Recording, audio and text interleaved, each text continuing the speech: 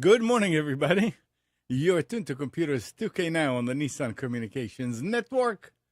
I'm Amnon, your host for the next couple of hours, along with Mike. We can't hear Mike. Sort of. I can hear Spence. You can now. I can hear now. And Spence is here, too. Good morning. Good morning. Our numbers, 919-518-9773, Computers 2K Voice on Skype. And today's show is... Huh? No, nobody else is here. It's okay. Oh, there's... I didn't see you, Nick. Good morning. I've been here for 10 You minutes. must have just showed up.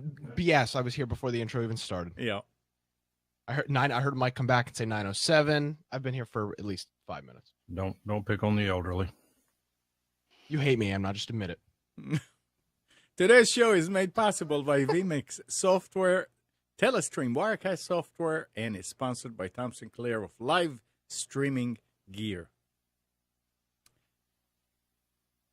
Well, other than no missiles coming our way, what else is happening? How do you know there are no missiles coming? I know. I think the missiles came, and we shot them down, and we sent the warning anyway. I'm being dead serious. You can laugh as much as you like. I'm being dead serious. Obama shot them down. Nope. I think they were absolutely sent, and the U.S. intercepted them. It was an interesting experience, I would say, for the people over there. I would hate to be in their shoes, but Spence and I were talking before the show started, and I said, this is the perfect drill. If they tell you it's a drill, you always do things that you wouldn't do under real situations. You take What do you your think time. they did in response to the warning, Amnon? What? What do you think the reaction was in Hawaii? Oh, I mean, I would hate to be there. What do you think happened? People were throwing their people kids in sewer drains, getting People them were underground. doing all kind of things. There were people that grabbed food and water and headed for the hills, literally. Yeah, They have I mean, 3 and their bomb cars shelters drove in away. Hawaii. Where are they going to go? I mean, they said they overwhelmed 911 with That's- calls that's to say, what do we do? That is exactly my point. That if they were told it was a drill, no kids were going in storm drains. People were not. I mean, people were just taking it easy and going out and saying, "Okay, what do we do?" This really now people can look back and say, "Okay, what did we do?" Because this was real. You can never simulate a real situation. I saw a really cool image of somebody was wearing a fitness tracker, and it showed their heart rate. Oh, wow. Spike around 8 o'clock local time, 8 o'clock a.m. local time, and the guy's heartbeat was like 160. I'm surprised he didn't die. I'm surprised there weren't people that died from fear. Yeah, heart that's attacks and true. so on. And maybe it'll come out that happened, but That's a good way to induce a heart attack. Have y'all seen the meme on Facebook? Somebody came up with a phrase that sounds that if you don't listen carefully, it could be misinterpreted for that warning. And they said, Alexa. And then they gave this command to Alexa as if it's tied to the EAS system. I heard one guy this morning on the news call it, what we essentially had was a giant butt call. So I don't know that they haven't come out with the details except to say that it was a drill and it was a shift change during the drill and somebody hit the wrong button. Man, it's like put a piece of tape over that button. Well, you see, my concern here is what if that button was actually the button that launches a missile. There was no button. This is a. Well, this is. I mean, you come know. on. I mean, am I really gonna believe? Am I really supposed to believe that our EAS system is just a bunch of buttons on a console that can be accidentally pressed? There's something else going on here. It's government, Nick. There's something. I don't believe it. I don't believe it for a second. It took them 38 minutes to issue a correction, and this is honest to God, I believe that there was a missile shot.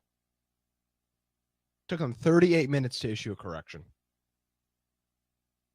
I would like to think that if it was a real missile shot, that we would take advantage of the fact, hey, there was a missile, we shot it down. Nope, I don't know. 38 minutes. Well, the hit rate is supposed to only be about 50% intercept. The missile bases are in Alaska and somewhere in the Midwest. I'm not sure where. You misclicked during a shift change and accidentally sent out a missile warning and pressed yes to confirm that he wanted to send it. I mean, yeah. Oh, okay. Now that's a different Deep state. I don't buy it. No. If they had to press the button and then hit yes. Yes. Oh, that's a different story. Okay, then never mind. Governor or mayor? I guess it's a governor, right? Has that come out yet to know that how they, what the procedure was? Did they? Yeah. Does Hawaii have a governor or a mayor for their whole?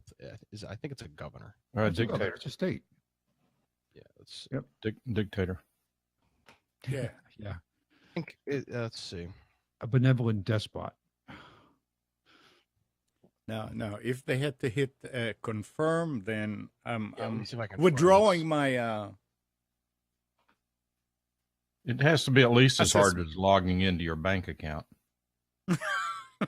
That's my point. We're doomed if that's the case. My point was there's not some big red button on a desk that is the missile launch button with no confirm, no verification, no pin code, no key, no number pad. It has to be that way because that's the way movies show it. Don't you know Oh, what's going on here, guys? Come on. Don't you know what this is all about? What is it, Mike? Tell us.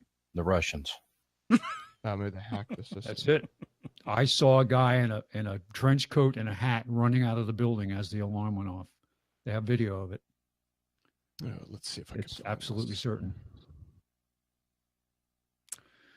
But again, I feel for the people out there who were truly terrified, especially people with kids. Like, what do I do? Do you remember this was, I guess, when I was in high school, but somebody came out with 10 steps in case of nuclear attack. And it was great. It's, move away from windows, make sure you're this and that. And the last thing was bend over and kiss your ass goodbye.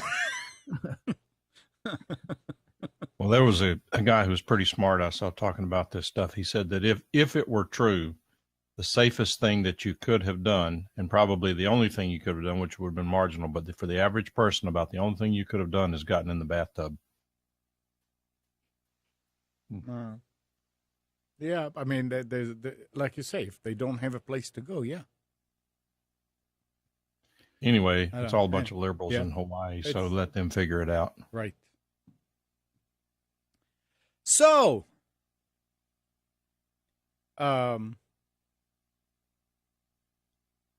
Spence. Yes.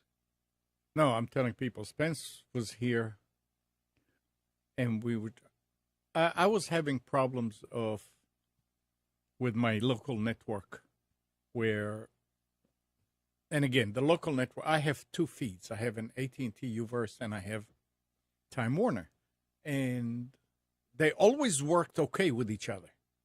I never had a problem. As of late, I was seeing that when I upload like show to YouTube and to Daily Motion and the reruns that, like if you're watching now and it's on YouTube or on Mixer, anywhere other than Facebook, which is channel 5, that goes out on Uverse. Facebook goes out on Speculum. So I was looking at over across the room, and I would see that the stream is complaining, the program Wirecast is complaining that it doesn't have enough bandwidth, and could never figure it out. So I started disconnecting it while I upload and then connecting it again when I need to copy files. Well, anyway, then I was having a problem with low speed on Wi-Fi. So we tried different things. Spence was here, and we tried and this and tried that, and it just makes no sense. Nick was here. When was it, Nick? Friday? Yeah. Friday. So we were, somehow it came up, and Nick is telling me, you know that you are on AT&T. I said, no, I'm not. I'm on Time Warner, because that's the gateway is to 192.168.0.254 is Time Warner. This is how I switch between the networks. Both routers go into a big switch, and if I want a machine to go out on AT&T, I change the gateway to 0.1, and if I wanted to go over Time Warner, I change it to 0.254. All the machines, everything that I do is static IPs, so I don't have to change IPs on the machine. I have to change the gateway and the DNS, of course. And sure enough, I mean, it looks like I am going out on AT&T. And I said, that's impossible. I'm not. And I looked, and nothing. When after Nick left, I'm still kind of doing things, and I realized that I cannot connect to one of my servers for the monitoring, that big monitor, Nick. And I'm trying again, I'm trying again, and it just doesn't go. I called Ron, and he didn't answer, so I sent an email waiting for him to call. Meanwhile, I went and looked at the log on that machine, the firewall, and I see that my IP address is being dropped, is being blocked, but that IP address was not an IPv4, it was an IPv6 address. And I said, okay, now I don't know how to add an IP, if I can even add my IPv6 to the firewall, I wouldn't know how to do it. So I said, okay, now I know what it is. So I sent an email to Ron, and I said, Ron, it's something to do with IPv6. So Ron called, and he said, oh, so you finally got IPv6. I said, it looks like it, because he always wanted me to use IPv6.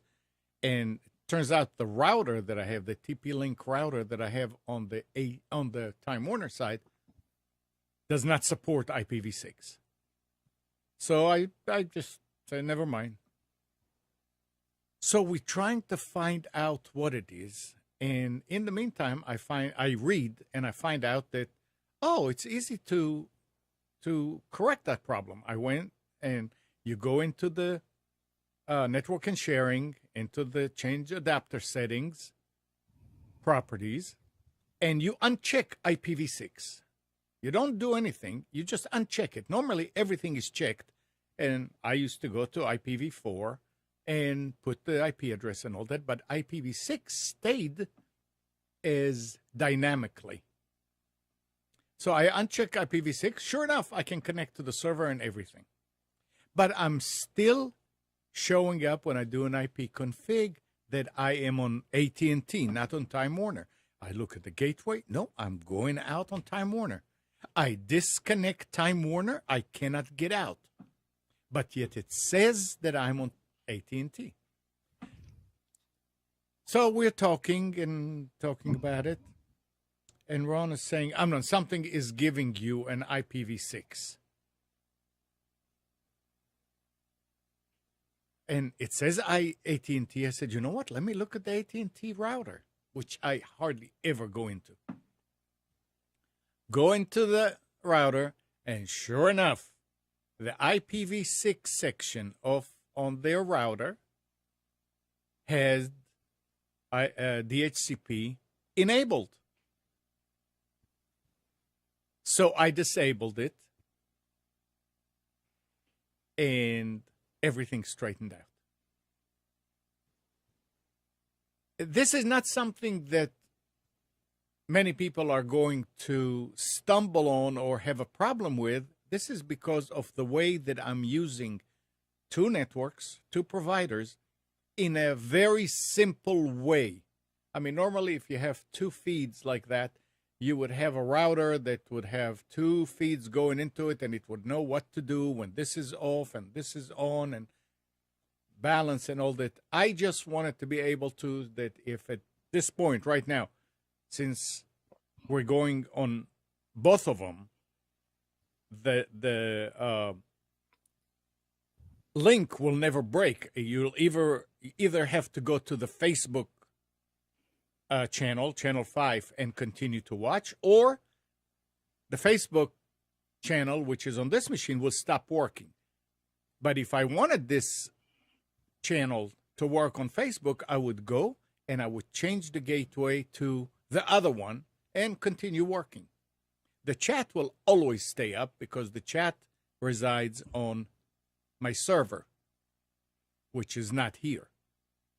So this was a very cheap and simple way. Is take both outputs from both routers, plug them into your main switch where all the machines are going into, and give them different IP addresses. So one is 01, one is 0254.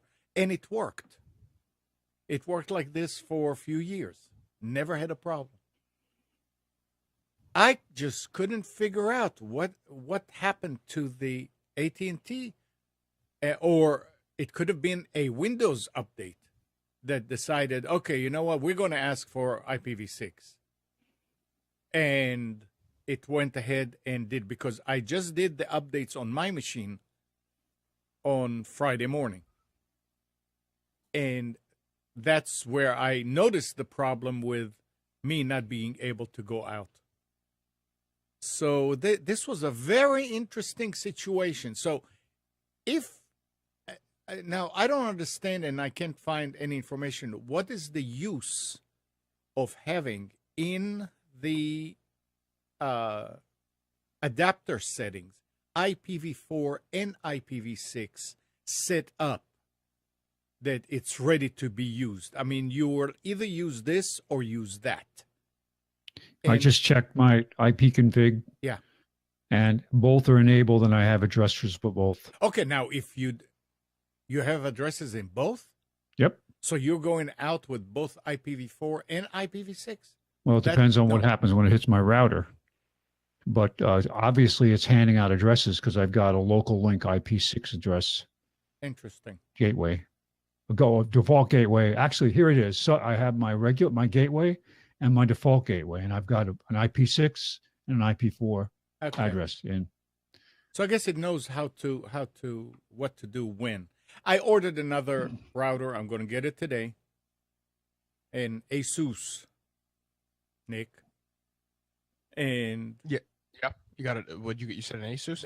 An Asus AC1750. I think that's the one I used to have. And we looked. I mean, Ron looked at it and said, "Yep, that's exactly same thing that I'm using, although it's a different, there's another standard in there. I can't remember. I mean, the software." And he said, "Yeah, that will work fine." So I'll hook that and we'll see. But they got something close to that. It's a cool router. I like mine. It's a what? It's a cool router. I really like mine.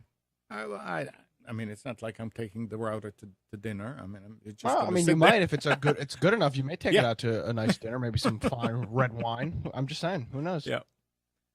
So this hopefully will fix everything, because and I learned now this is interesting. I learned a few things about IPv6. Ron has been playing with it for 2 years. He said he is IPv6 from Time Warner for the last 2 years. I don't understand IPv6 yet. When I was looking at my IP address on IP4, and I would click on IPv6 to see what is being dropped, it was a different IP than the other machine. Now, in NAT with IPv4, your public IP is the only IP that shows to the public. And your local IP can be anything. Apparently, with IPv6, there's no such thing as NAT. It takes the way that the IP is being figured out is the two first octates, or whatever you want to call it, of the IPv6, and the last part of it is a generation of your MAC address. Spence, you tell me if I'm wrong here, if you know about these. So one machine will have one IP address, and it's a long IP address, yeah. And another one will have a different one, and this is how it knows what to route to where. So the first time I was looking, I would click connect and watch it, and it will drop, but it wouldn't be the same IP address. And I said, what's going on? And I tried again, and sure enough, and it drops. Because sometimes it may be somebody else trying to get in, and they're being dropped. So I wanted to make sure that was my IP address. And the beginning was the same, but the end of it was different. And when I told Ron, he says, yeah, this is how it's being configured. You have really each and every one of us, apparently with IPv6, has about 64,000 IP addresses. That's the minimum you can have. You can't have less than that. Now, what we were complaining before, when we can only have one IP address, now it's like feast or famine. 64,000 IP addresses. And each machine in your house, each device will have a different IP address. So NAT is not important anymore. There is no such thing as NAT. Each machine has its own IP address. And that's why he wanted me to use it for the backups. He wants to be able to route directly to that machine. So this is why I got the new one. But it's very that whole IPv6 situation is very, very interesting, the way that it's operating. And I have a lot to learn. I mean, being an ISP, I should know this, but when you have somebody like Ron and Jason, somebody else is doing all this work, so you never get into it. And this I was just checking the IPv6 status on my router, and it is enabled, and I am getting an address through the. How do you know? But I'm not being assigned a DNS. So just go to IPv4.me, and in there is IPv6 only check on the top right, it says IPv6. Or you can go to IPv6-test something. And now I don't remember which one, if it was .com or .org. But one of those will check your IPv6 IP address. It's IPv6-test. It's on the other machine. Just try the different ones. It'll test if you have IPv6. And even though I was going into the server with IPv6, when I ran that, because Ron said, run this and find out, it says, no, not available, not supported. So we knew that there is some conflict inside the network, that it's saying IPv6, but it's not. Apparently, everybody has an IPv4, even though we ran out. The ISP, there is IPv6 over IPv4, or vice versa. And when you go out, you can get out. It's not like if you have IPv6, places that don't support IPv6, you're not going to be able to get to. That's not the situation, because out there, the routers on the internet will do the conversion. Spence? I was going to say, it's interesting. I'm at one of these sites where you look at your addresses, and this is smart enough to get inside NAT and actually show me the host, the LAN address of the PC that I'm on now, plus my IP4 address that's on the public side. Yeah. Yeah, I mean, I've got a full IPv6 stack here running, active. So I wonder how that would affect me setting up a. Well, I know it would be different parameters for. Just don't mess up. You're not having to go through that anymore. The site that you check is .com, is IPv6-test.com. Well, there's a lot of them out there. Yeah, and that's what he had me do. So it's interesting. So I'm glad that finally solved the problem with that. Mike, Uvers gives you an IPv6, I'm sure. I have it turned off. You have it turned off. In the router. Okay. Yeah, that's what It creates problems if for example, don't have the problem anymore, but I just left it off for no other reason than whenever it was turned on and we had a laptop with Outlook 2003 on it, which still works perfectly, it would not download email because of IPv6. Yep, it was going with both, just like what was going on with me. Yeah.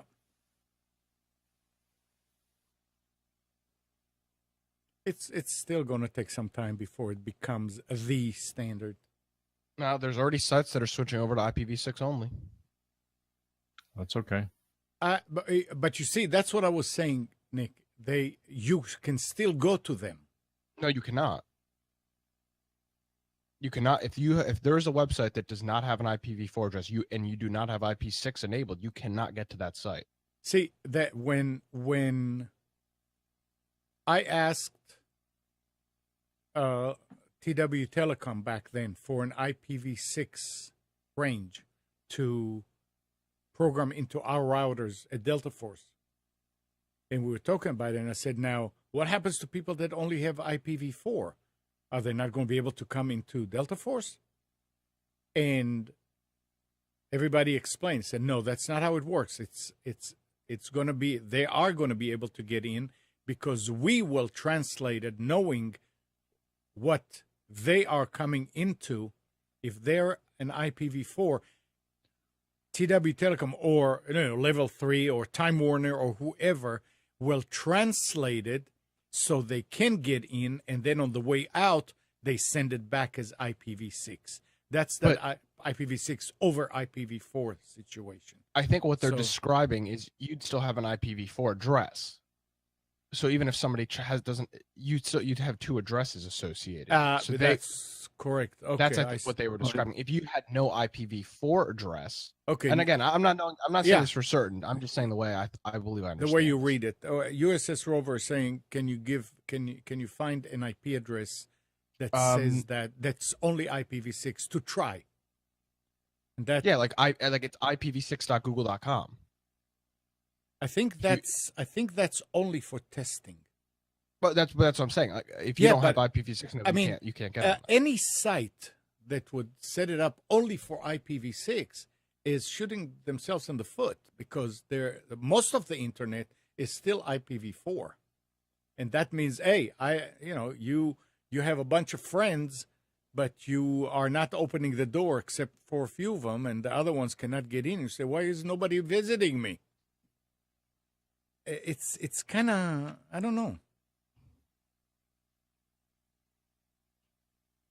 I don't think any ISP or anybody with a website is going to limit themselves unless it's private. Unfortunately, if you're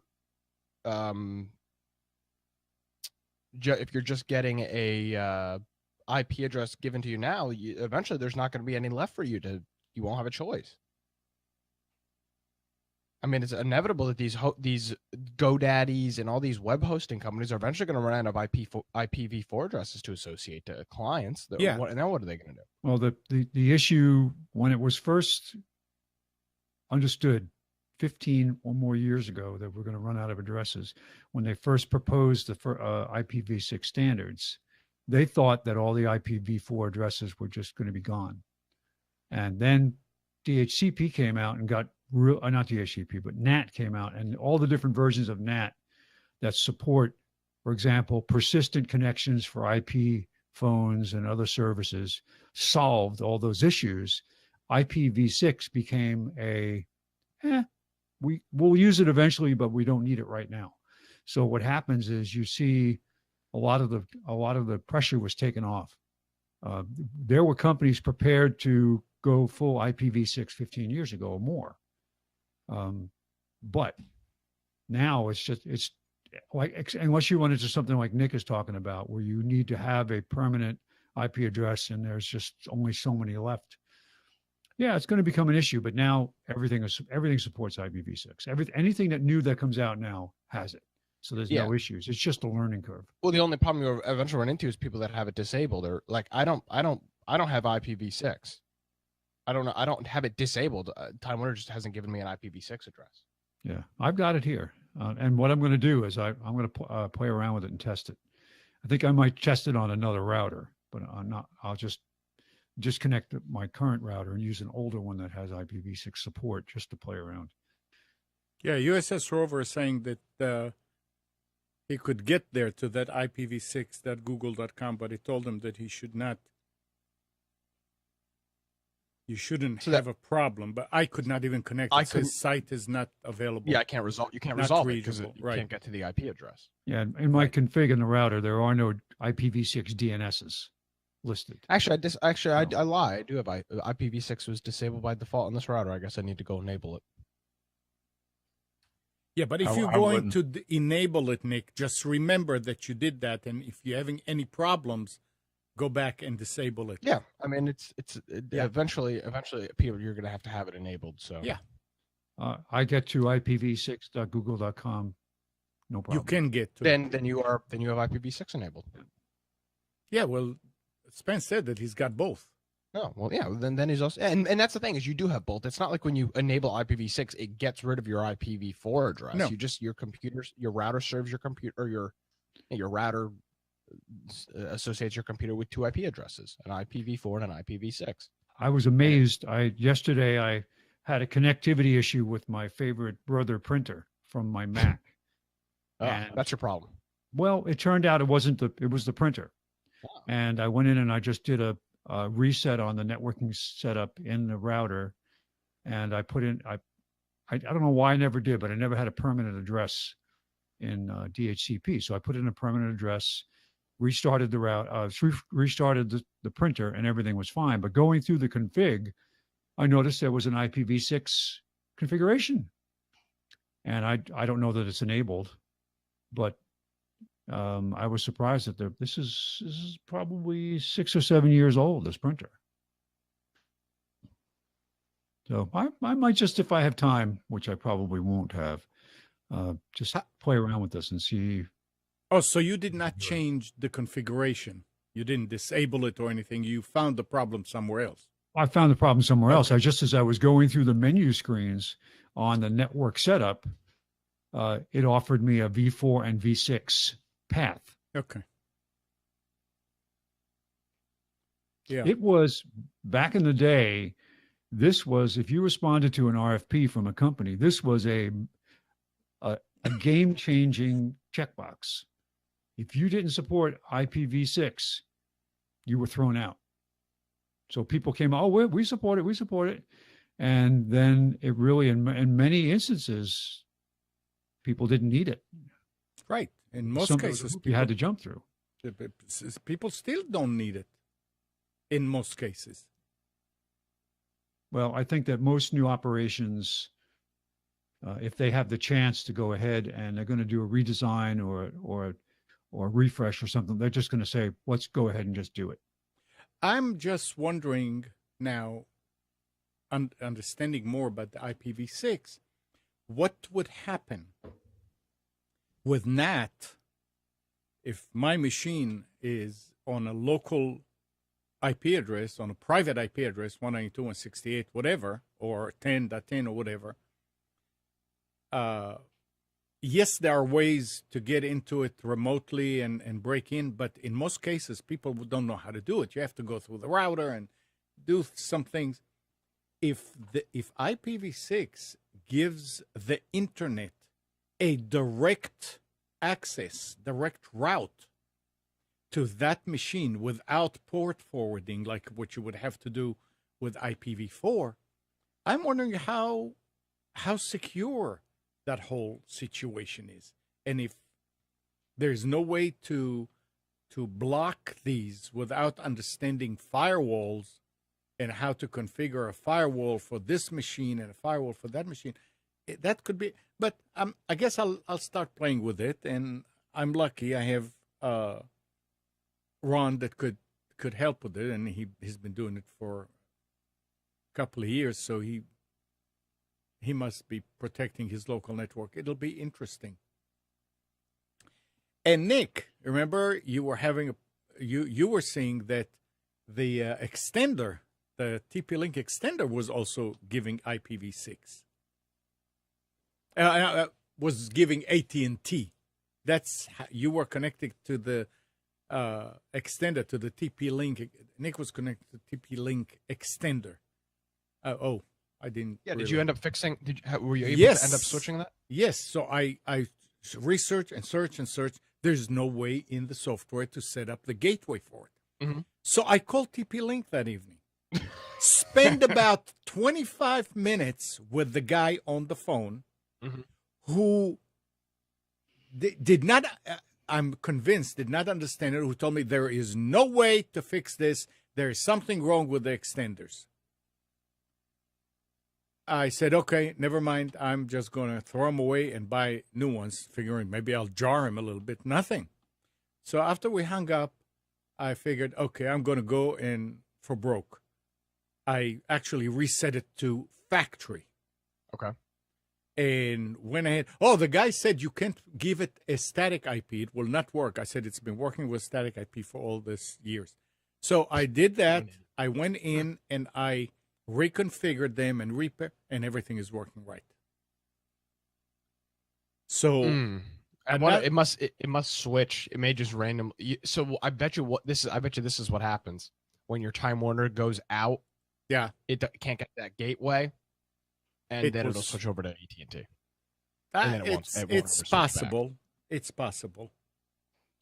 But the thing is that he was arguing about, and it's right there. I said, go to this area here. It says IP address. Put an IP address. I said, oh yeah.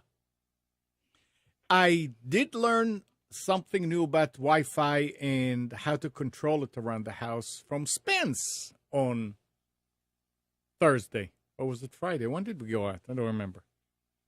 Thursday. Play around with the power. I couldn't believe Spence had me lower the power, and it actually had a better signal. I had a problem with those extenders in the house. We have a Samsung speaker for the TV, and it's Wi-Fi. It's not Bluetooth, it's Wi-Fi. And at least once, twice every day, it will just drop and go back to the TV speaker. And you had to go and redo the thing.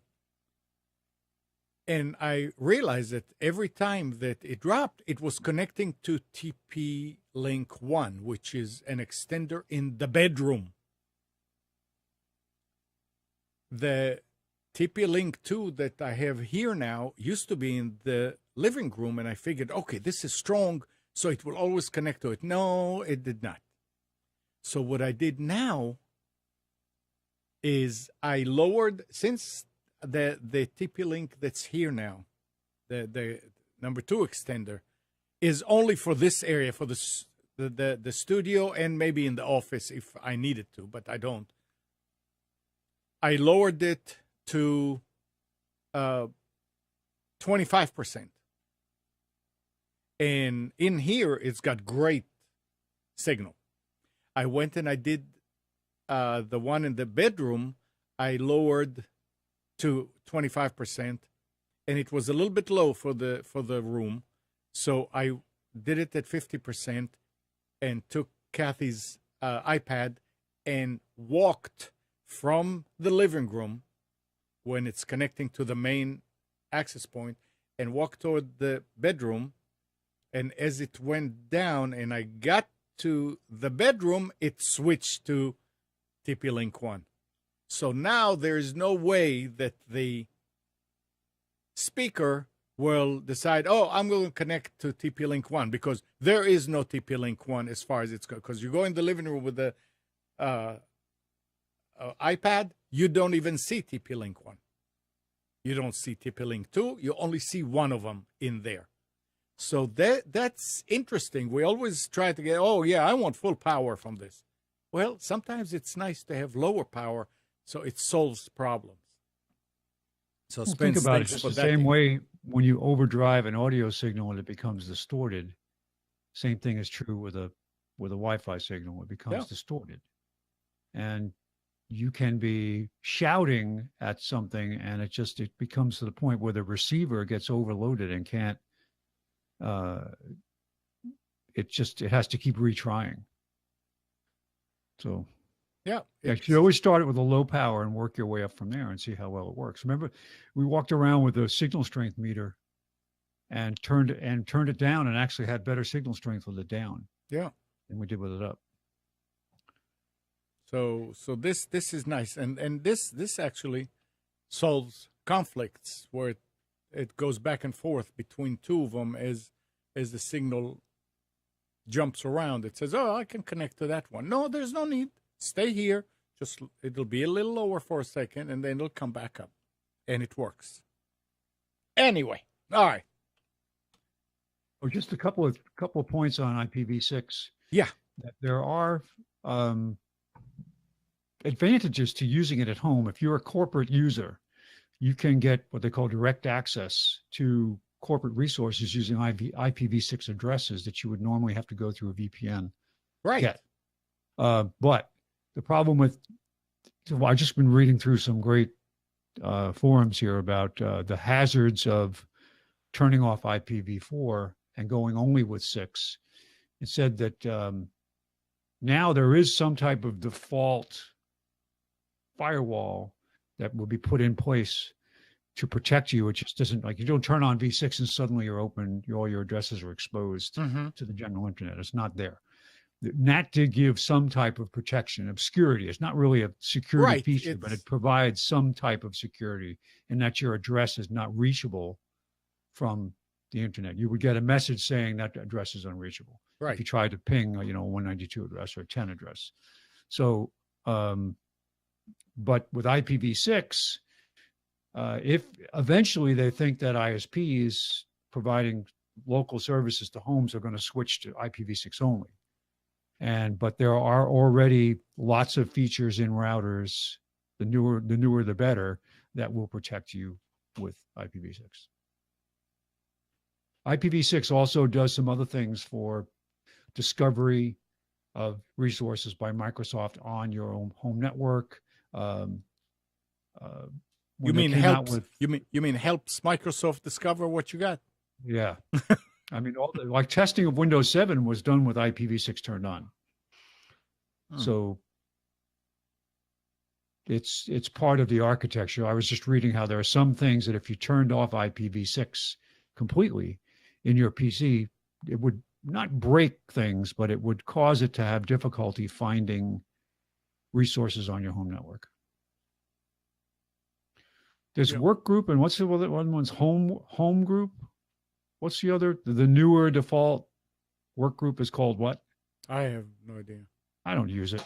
I mean, it's there. It's turned on, and it said when you set your machine up, it's saying, do you want to be able to be found on your local network? You say yes. It's setting up. That's work. That's work group in a work group or home group. It's just a different terminology that they use, but they use different methods to advertise on the network. Work group and home group don't use the same discovery method. Oh. That's why sometimes you have an older machine on a work group, and if you go with a new, remember when Windows 7 first came out, and you tried to attach an XP machine to it, there were all kinds of problems because they used home groups in Windows 7 and work groups in Windows XP, although both were work groups were available in Windows 7. It didn't do it by default at first, so it was confusing. Well, either people are bored with IPv6 conversation here, or everybody changed theirs to IPv6 only, and they can not get to the chat because the chat is completely I'm going with dead. IPv8. IPv8? I'll help you. I'm bored with it. 4-cylinder and 6-cylinder. Who would go with that? An 8-cylinder. Come on. But I do have a tangential question to connectivity. A friend of mine last night, I do all his computer work. He has a desktop computer with Windows 7. He also has a laptop computer. His network has an Ethernet printer, and I cannot get the laptop to even see I have shared the printer off of the desktop. I was going to just let him access the printer through the shared printer on the desktop, since the laptop is wireless. I also tried to get to the printer through a TCP/IP port. I couldn't get any of it to work. At one point, I finally did get the laptop to be able to open folders on the desktop using the IP address. But it's been so long since I've done any of this stuff, I've forgotten what I'm doing wrong. So are you connected to the printer by USB? No. So you're getting to it, but it's just not giving you what kind of printer? The desktop has zero issues with the printer. Oh. It's only this wireless laptop that is having being the desktop and the printer. If it will not even ping the printer, which is on a static IP address on the Ethernet network. So when you set up the printer, can you go in and create a new IP port manually? On which machine? On the laptop? On the laptop.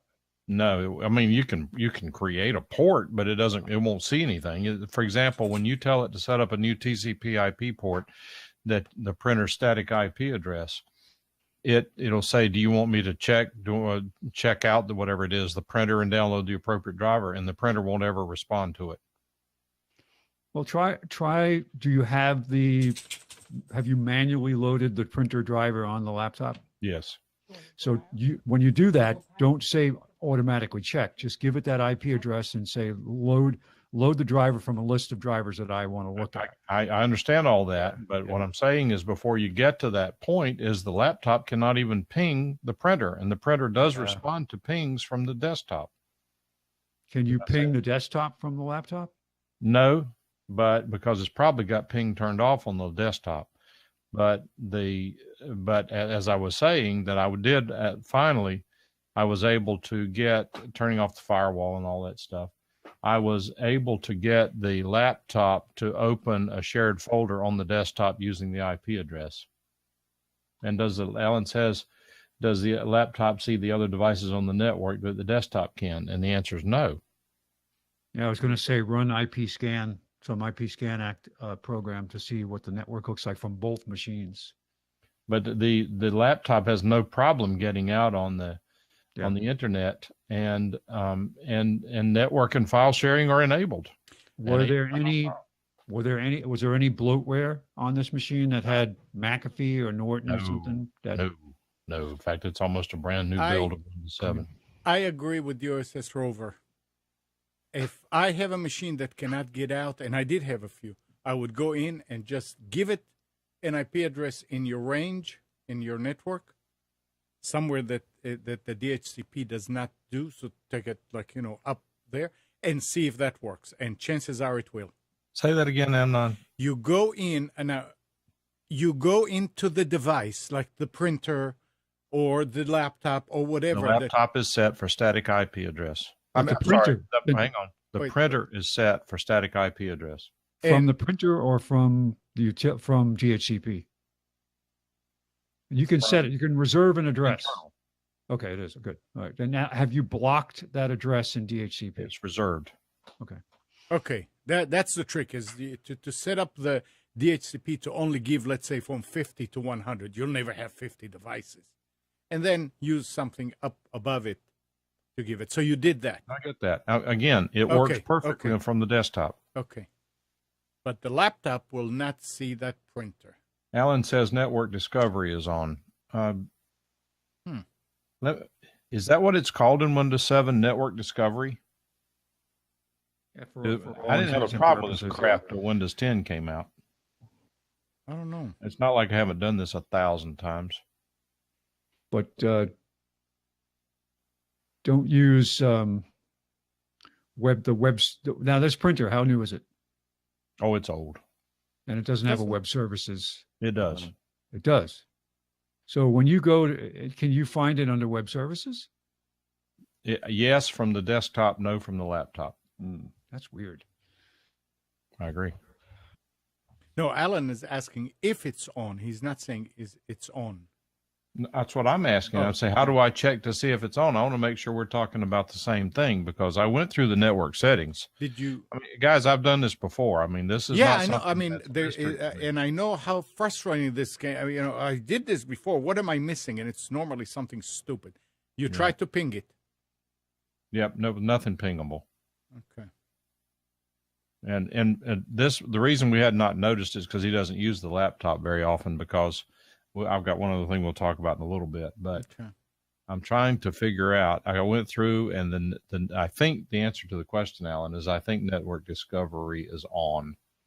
And Rover, it is an HP M4345. Do I have another wireless device to try it from? I'm sure I can come up with something. That's not a bad idea. And the reason why is because it may be something screwy on this AT&T piece of crap, garbage, junk, absolute crappy wireless router. Yeah, but hold on a second. You're trying to connect to a printer, right? Correct. Or the other laptop. Does anybody in that house have an iPhone? Yeah. The iPhone will see the printer. You don't have to do anything. You just go. How do you see the printer from the iPhone? So if I open do it on mine while you're talking. Yep. So if I go to an email, let's see. All right. So I'm going to open email. Yep. It'll only see it if it supports AirPrint.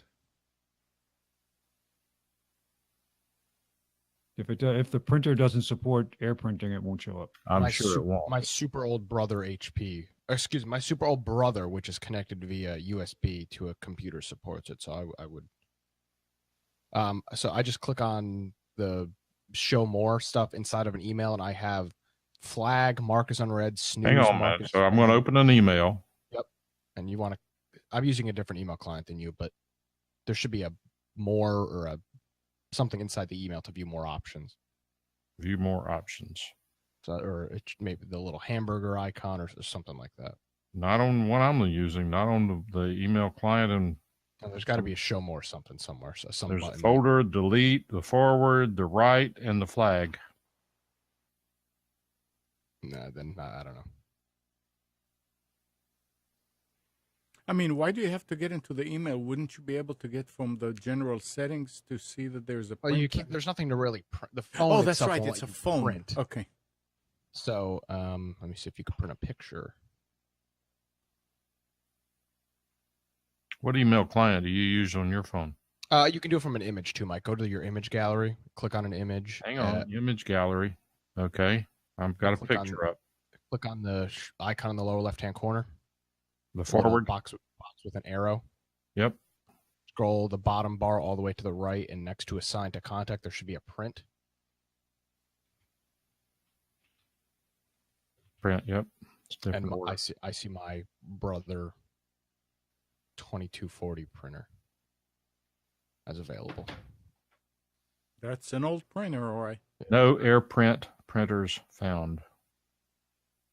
So do you have any network attached printers in your house? I do. Which one? The Dell 5100. Oh, that one that's next to you? Yeah.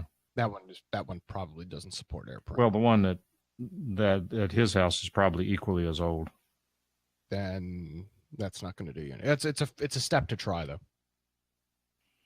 Because the nice thing about I give the Apple credit with this, any printer that is on the network for the most part that it is new enough it supports AirPrint will show up. It either shows up or it doesn't. Well, I have a question about AirPrint. Is that what it's called, AirPrint? Yeah, and I've literally never used it before, but it's that just a protocol built into the printer? It's printed to the printer server.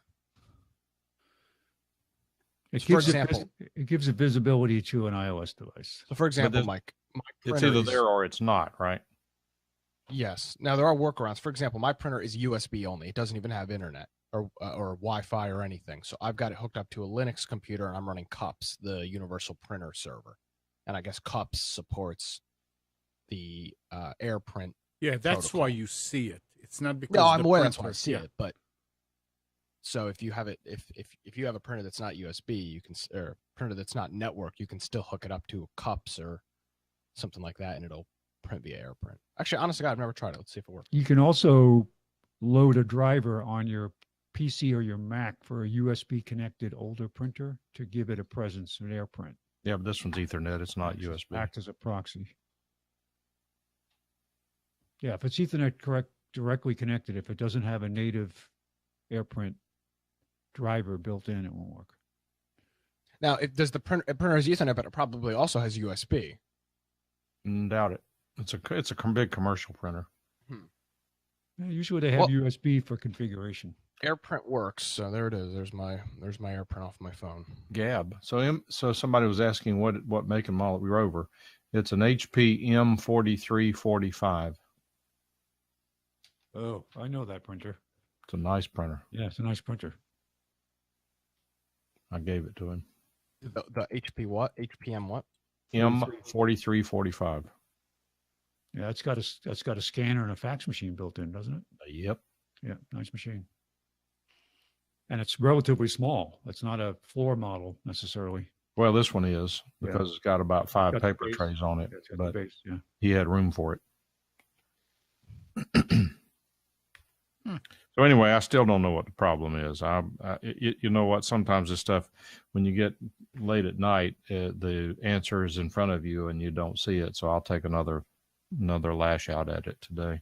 Well, and to be honest with you, Mike, sometimes these printers for whatever reason just do not work. And Okay.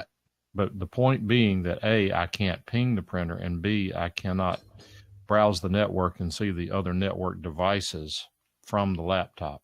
Yeah, well, that sounds like an issue itself. But I believe that's all the issue. Well, that may be all the issue. And everything's turned on and it turned off. Via Ethernet. Well, 9 out of 10 times the problem that I've had when you're trying to get this sharing done, because I mean, even if you get the configuration screwed up, you can get to the computer and it'll say username and password to access this machine. Yeah. But what I'm saying is it won't ping it. It won't search. It won't browse the network for it. Back in the old days, it had to do with which machine was the master browser. If the master browser was not updated, it could not browse the network, see what's out there.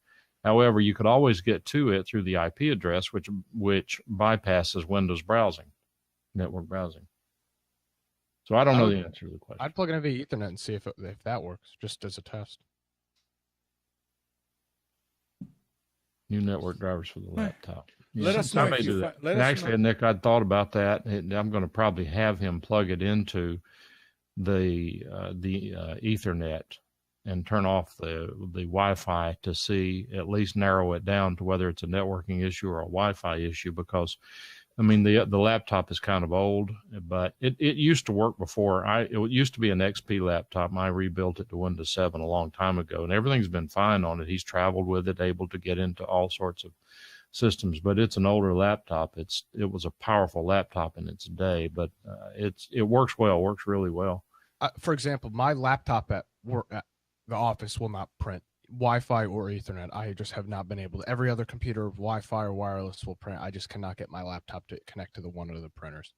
Yeah. And I mean, I haven't spent an immense amount of time on it, but I've tried everything from plugging into Ethernet to installing the driver manually to browsing it via the IP address and trying to add it. It just won't connect for some reason. I don't know what it is with these printers and their networking, but they just never work. Part of the reason that there's a problem with printers is the engineers are spending their time working on things other than printers. They're just not keeping these things up to date. Yeah, you can go out and buy printers now that are outdated. Yeah, they're putting stopgaps on the ink cartridges instead of fixing the networking. Correct. Well, I had a weird issue last night. So it's about, let's see, it's about 11:55 last night, and I'm sitting here getting ready for bed. And as I do every night, check the radio station to make sure everything is running properly before I log off for the night. So I turn on my little Baofeng handy talkie, and I don't hear anything, which is odd. But sometimes the reception here isn't the greatest on this thing. So I load up TuneIn on my Amazon device. No audio.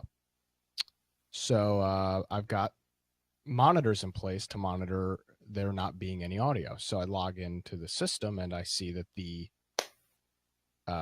silence detector that we have is pegged out at 0 dB, and it shows that there's audio, but there's not. And it's going through the computer. I can't play back any audio. None of the sound cards are responding to any audio. And I guess what happened is that the Windows audio drivers stopped responding. I couldn't play anything back locally on the machine. I couldn't play anything back from an external source. So I had to do a reboot, and that fixed it. But it was quite an odd issue last night. But it was going out on the air. No, nothing was going out at all because none of the sound cards were passed. I tried playing like a media file locally, and it wasn't playing through Wasapi. None of the we have a Delta 1010 M audio in there.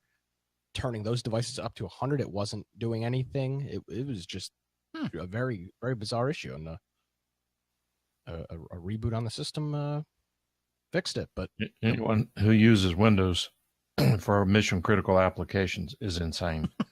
Well, there you go. Maybe I should be fired. That would be a solution. But yeah, it was odd. That's the first time we've been using that system setup since March with Windows, and that is the first time we've ever had that issue. So I don't know if it was a fluke. The computer was reset about a month ago. So Windows what? Windows Which 10. Windows? That's Windows 10. And it's been running since March, never rebooted? No, it's been been rebooted and restarted and updated, but I've never had this. There's a couple of issues we've had with the M audio card because it's not actually supported on Windows 10. We've had that issue maybe twice, but this was a new one. I've never had this issue before. And that you did not do the latest updates? No, I have to go over there this week and do it.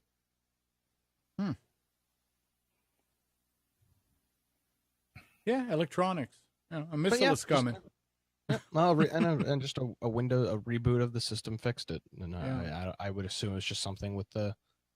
I mean, I've had that on my computer before too, where I cannot hear sound out of an audio card, and I restart the computer and it comes back. Mm-hmm. Well, my TV does the same thing. The audio dies. We have to switch it away from the U-verse box over to the Roku, and then switch it back, and then all of a sudden the audio starts working. It's just weird little fluky things that just happen from time to time.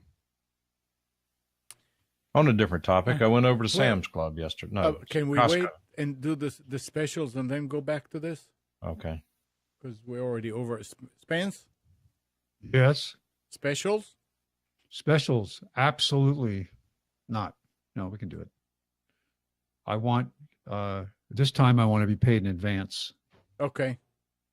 So fire up your account to pay this now, and before we proceed. Okay, thank you. I got the money. Very good. Well, by the way, I did go through an instance where somebody had to pay me something, and they wanted me to use a new service called Zelle, Zelle, which is apparently used by lots of big banks, big multinational banks. But if your bank does not use Zelle, the only way for you to receive and send money is to configure a debit card with them. And when you do that, you have to give out the CVV number.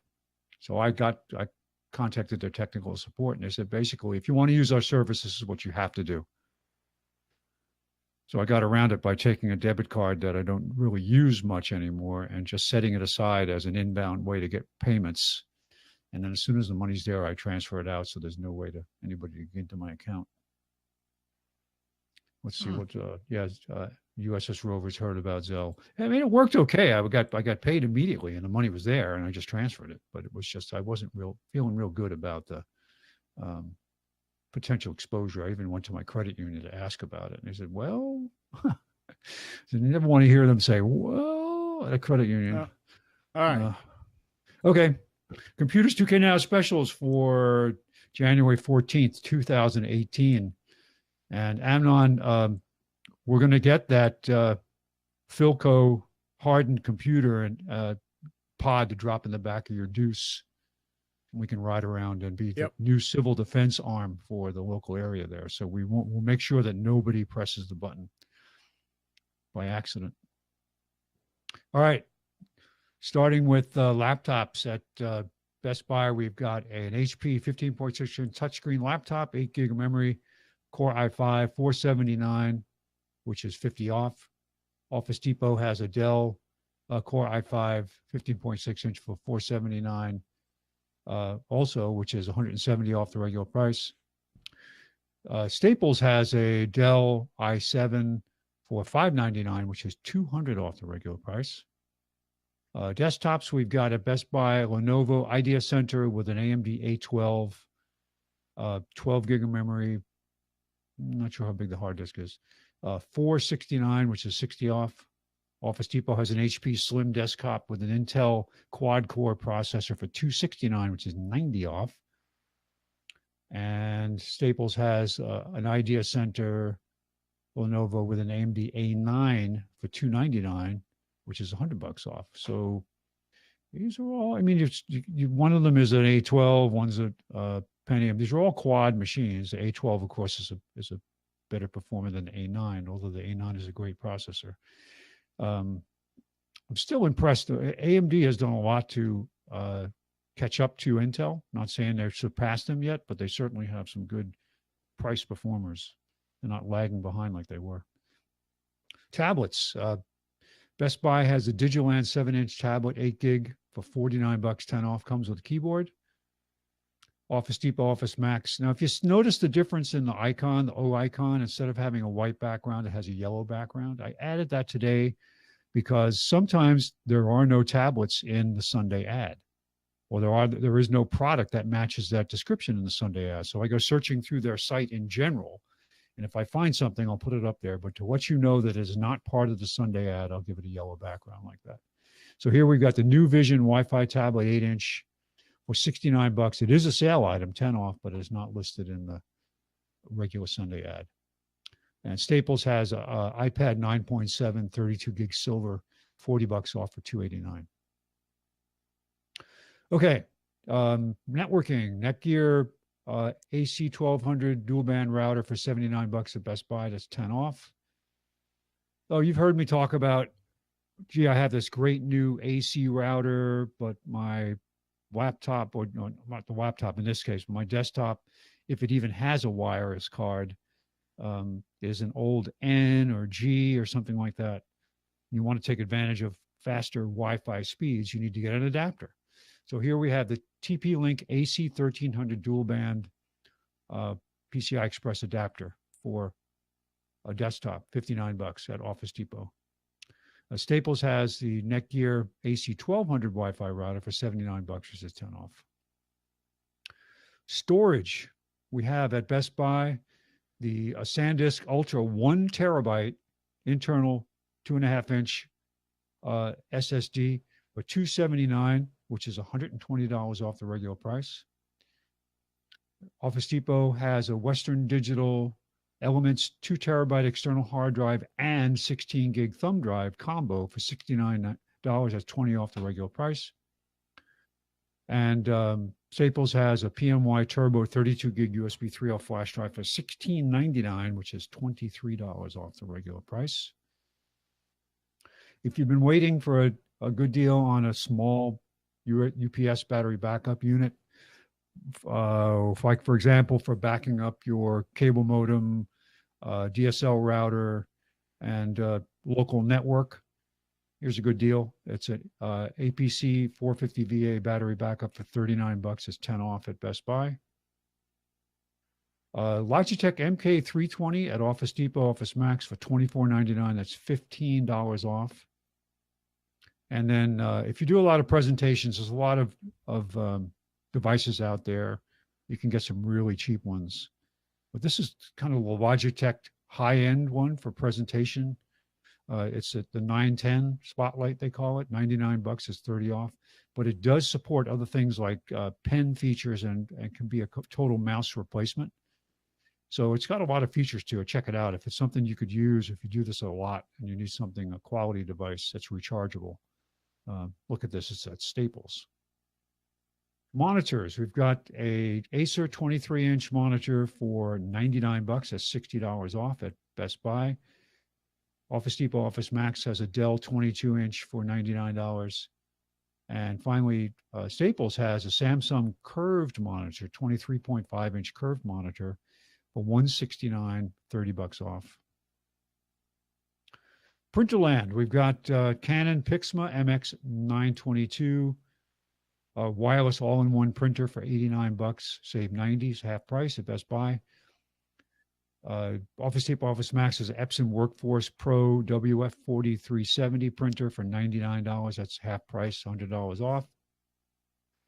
And my good old favorite brother, the MFCL 2700 DW mono laser printer fan fax copier for $149.99. That's $50 off. It says extra savings in the store. I didn't drill down on that. So if you're going to buy this at Staples, look into that. It might actually be some trade-in going on. Okay, home automation security. They call this the August HomeKit Bluetooth Deadbolt Retrofit Kit. What it does is it replaces the inside of your deadbolt on your door. It's a motor-driven device that will open and close the deadbolt. It's a great way to not have to go with a total replacement.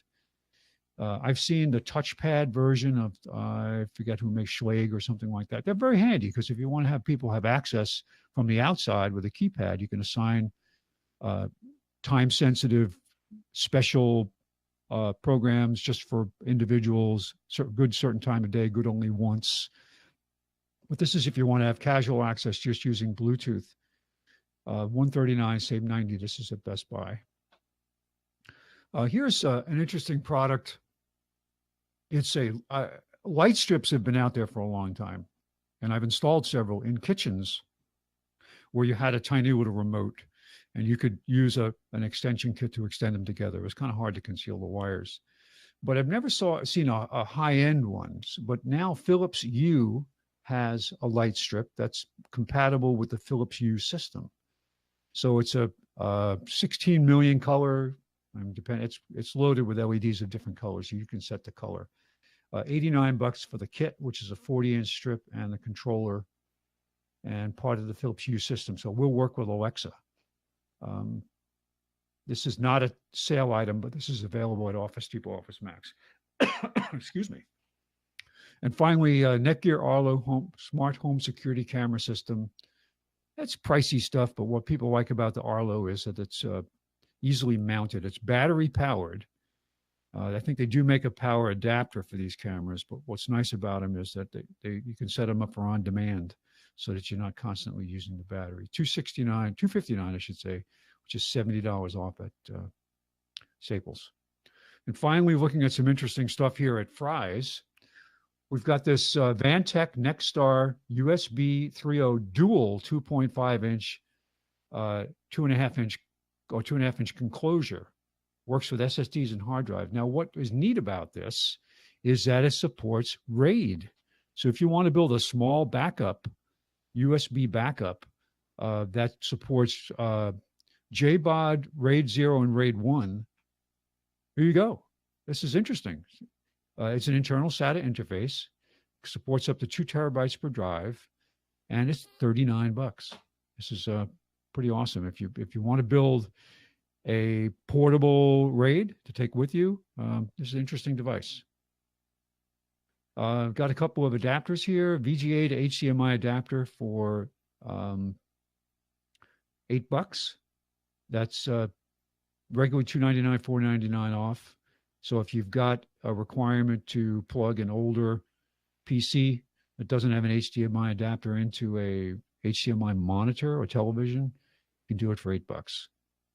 And these Amnon, I was fascinated at the price of these. They're not real bright, but they call these server room lights.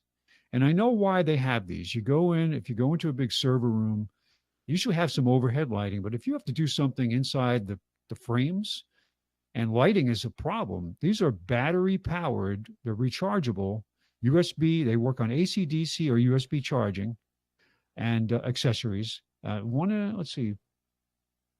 Trying to think about whether they are. Yeah, it says wireless and rechargeable. One is a 10 watt, one is a 20 watt. The 10 watt, and this is a stand, it'll sit on the floor. 10 watt is $16. The 20 watt is $28. And they're at least half off the regular price. So handy devices. Now, I might pick up one of these just to work with if I'm under a sink or working behind a dryer or up in an attic or something like that. And it's just, sometimes you can't bring a work light up there with you and you want something that'll be stable light platform. This looks good. I wonder how long it would last on a charge. Also, we have from Samsung, there's a couple of interesting devices. One is called the Deck Station with multiple port connections. If you have a compatible Samsung phone, it is essentially a docking station for your phone to plug it into your PC. So it gives you keyboard, mouse, and display capability out of your phone, which is fascinating. $119 is 20% off. And they have something called the Virtual Reality Camera Gear 360. They were together in the ad. I didn't want to break it up, but interesting. For $159, it's a $70 instant rebate. If you are doing any kind of reconfiguring with your entertainment system and you need to play around with HDMI ports, this first adapter is a 1 to 2 HDMI splitter. This is not a switch, but this will allow you to, say, send an image to a desktop monitor and also to a television or some other device. So it's a handy $19.99, just a straightforward HDMI splitter. And then the same company makes a 3-in-1 HDMI switch, which supports 4K, $14.99. So it's a single out, 3-in, single out HDMI switch for a reasonable price. I've recently got an HDMI switch I bought on Amazon because I switched from a TV with 4 HDMI to 2 HDMI, and I had to front end my Roku and the Blu-ray player and a few other things. So worked rather well. I didn't buy this particular one. I could have used this one. I only needed 3 ports. And that's it for Computers 2K Now specials on January 14th. Thank you very much. Well, thank you. Good stuff. 919-518-9773, Computers 2K Voice on Skype. Hey, Spence.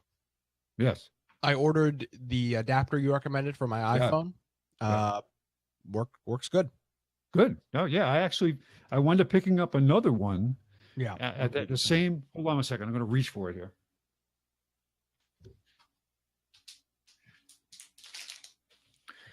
I wound up ordering a different one because I was poking around on Amazon, looking at the one that I had recommended. And I did find another one that's got the audio mini plug in it too. It's called TopGo. And I think it was like $9.99. So I said, I'm going to give this one a try. And I'll be careful with this time that I won't put on a wool sweater while I'm wearing it. But so far I've tested it. And that's the one I bought. That's the one you got? Oh, okay. Neither of mine worked. And this one didn't work? Nope. Have you tried it yet? Yeah. How long did you listen to music on it? 10 minutes. Oh, okay. Mine worked for about 2 minutes and then shuts off. It's got a 10-minute timer built in. Mine had a 2-minute timer. I have 2 of those in my car. Neither of them work. All right, I'm going to try it. I'm going to plug it in now and just let it play for a while and see what happens. Plugged in the charger too. Yeah. All right. I got to get a cable. Let me see. Let's see. I ordered mine wasn't the Topco, but it was they all come from the same Amigo, and it's chipset manufacturer. Yeah, that's the one of mine, which is currently not even available. Yeah, because they realize how crappy they are, and they take them off, and they come up with another. Now, when I ordered this, it had 95% positive reviews. Now it has 96% one-star negative review.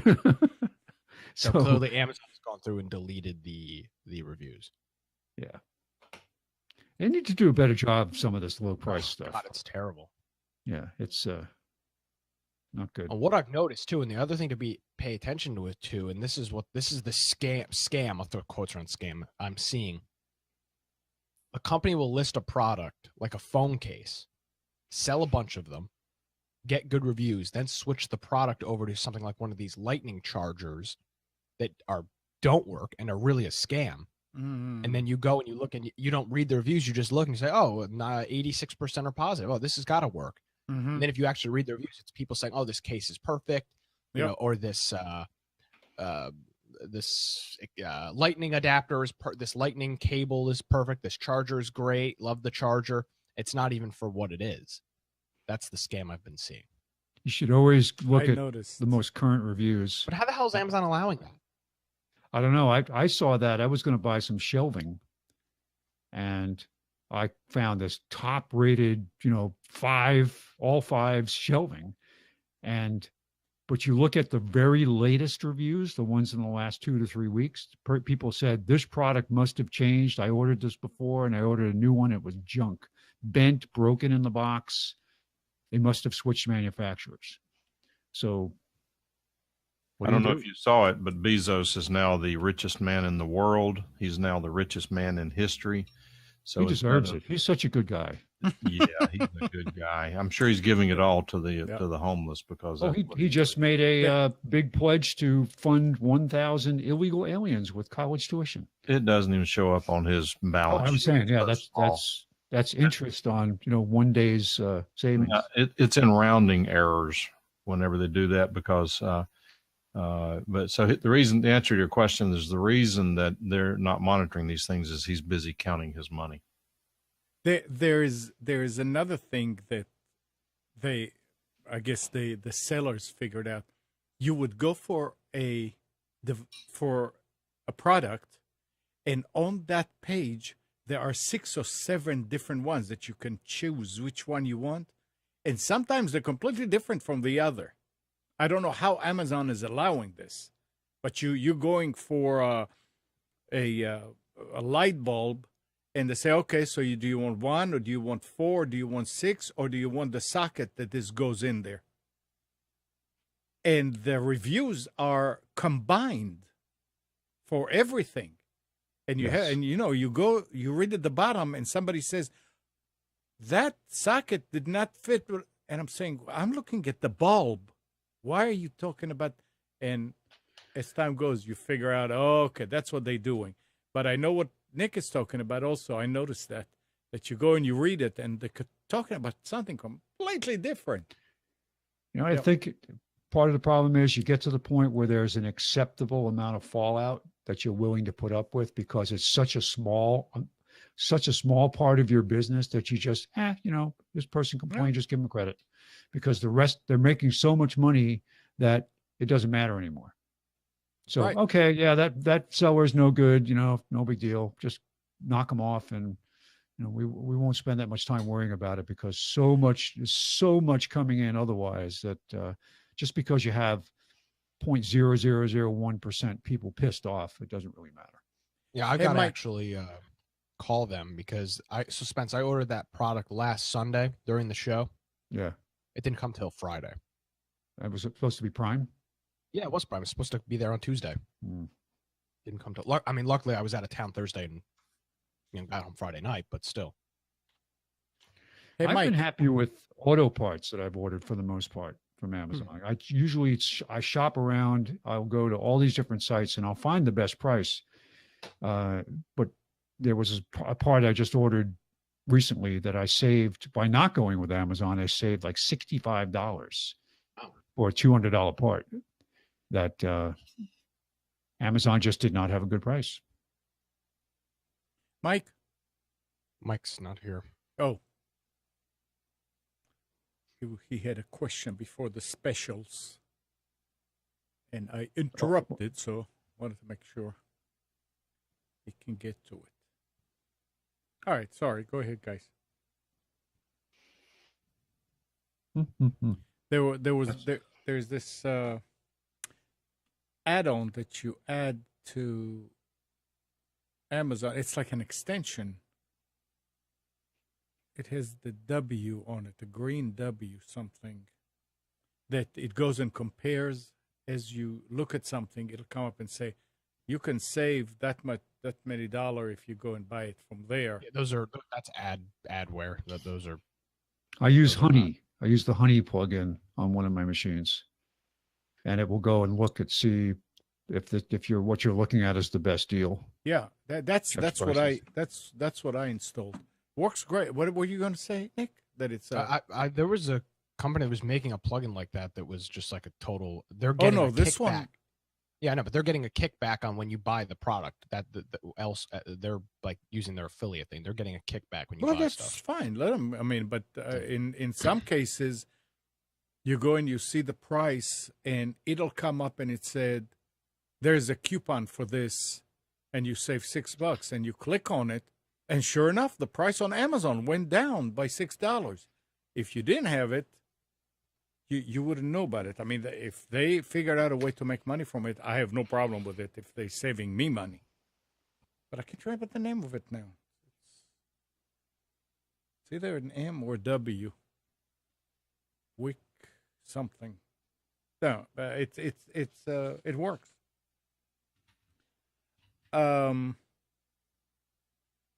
Let's see, what do I have here? Okay, I went out to Costco. Oh, there yesterday. you are. I was going to say Here I am. you had a question before we went to specials, and I wanted to make sure that you get the stage. There really wasn't a question. There's several topics about things that have gone on this week that may or may not be worthy of discussion. One is I went to Costco yesterday. My daughter needs she needs some way to be able to take notes at some of the legal meetings that she goes to. She looked around, and a lot of the people at her firm have the Surface Pros. I'm just not a fan of the Microsoft Surface Pros. We have them at our office, and we've got a really sharp IT guy, and he's had his hands full fixing them. Maybe they're solved, maybe they're worked out. I mean, they had firmware issues and all sorts of crap.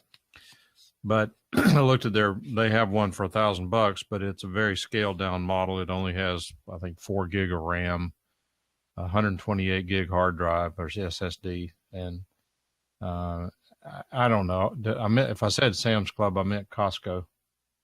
So anyway, the other thing I thought about, a lot of lawyers are using Surface Pros, iPad Pros with keyboards. I looked at those and along the way, anyway, I then went around the corner and they had a Lenovo laptop, touchscreen laptop, which they call 2-in-1s. And I really liked it and it was only $650. I really liked it except for one thing.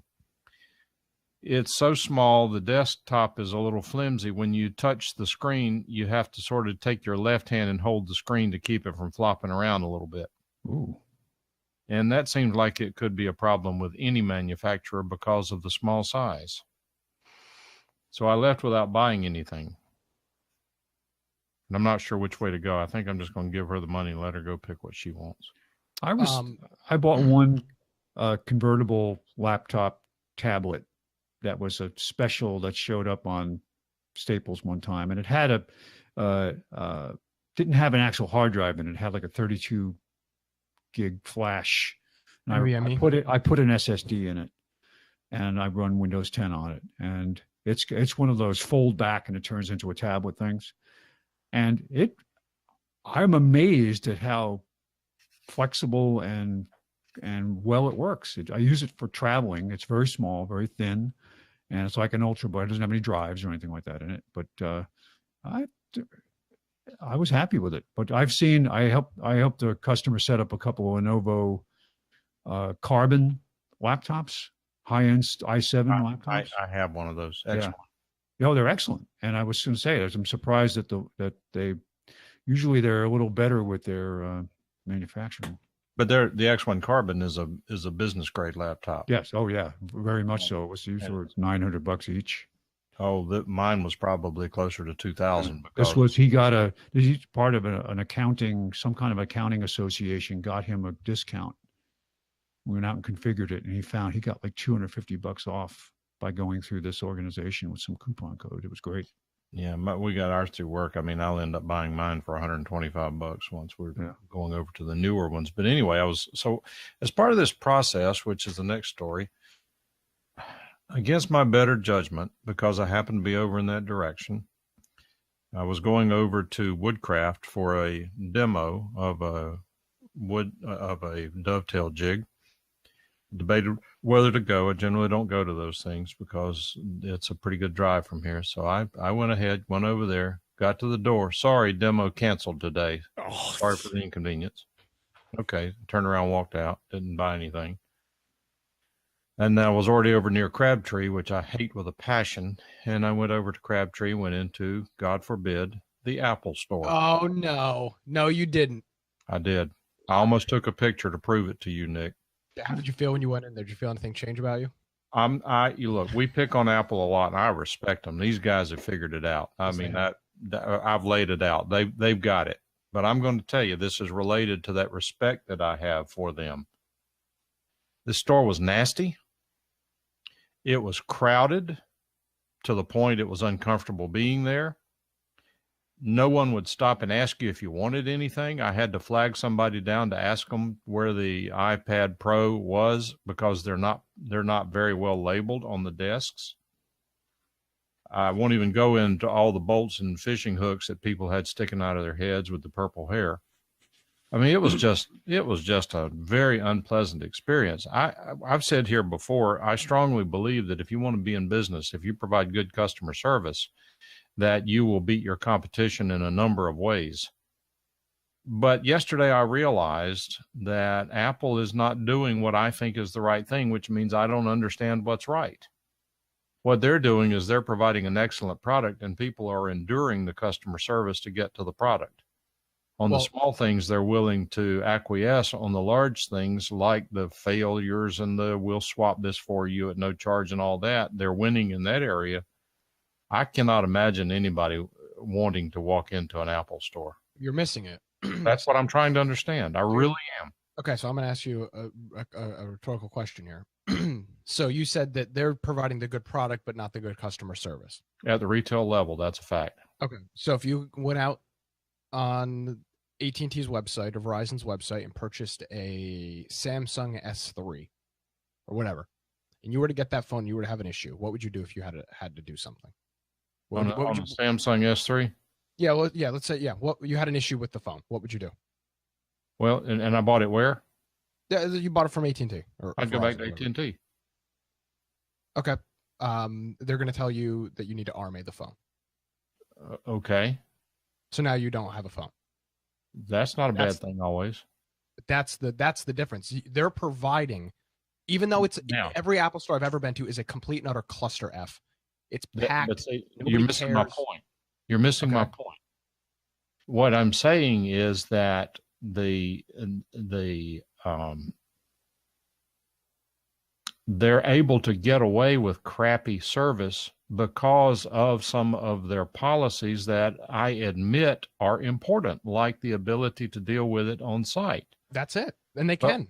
But to me, I don't know if you're going to get it, Nick, because you grew up being used to it. Back in the old days, it didn't work that way. That you were people, they appreciated your business.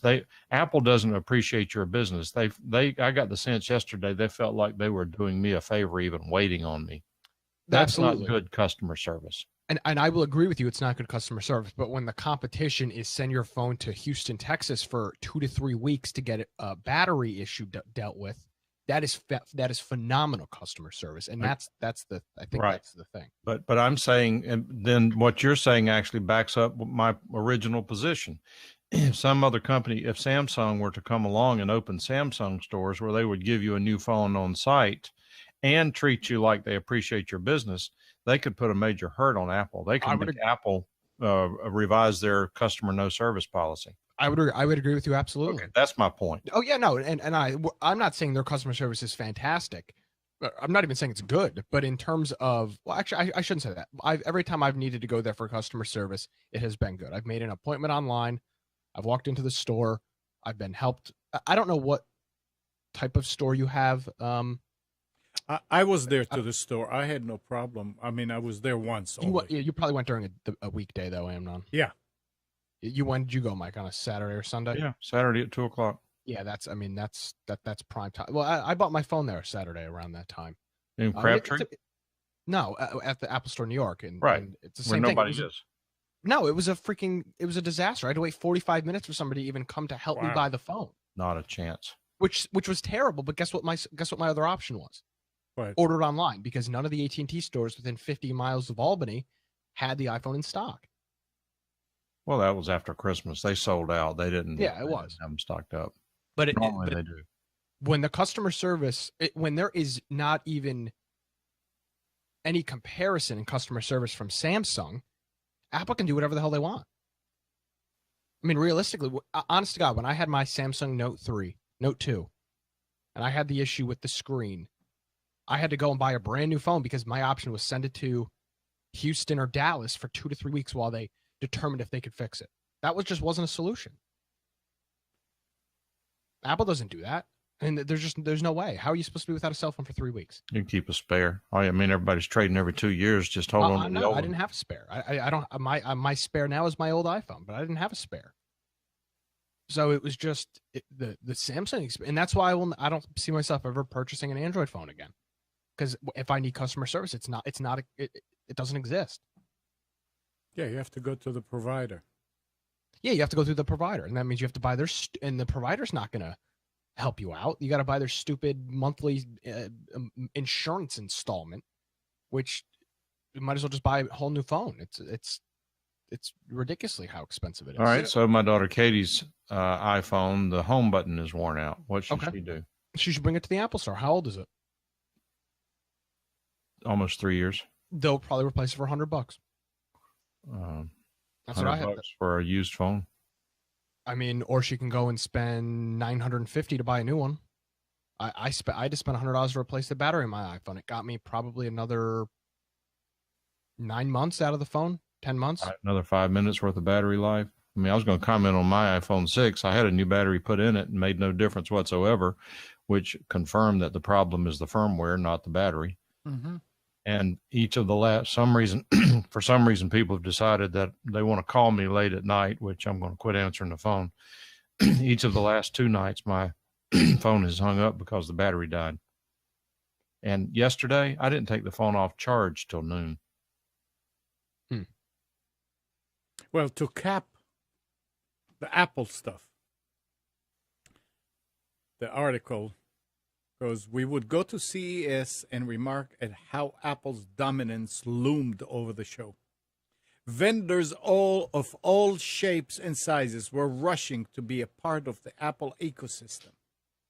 Apple's ecosystem was front and center with everything from iOS apps to accessories galore for iPhones and iPads, and even companies looking to copy Apple in many ways.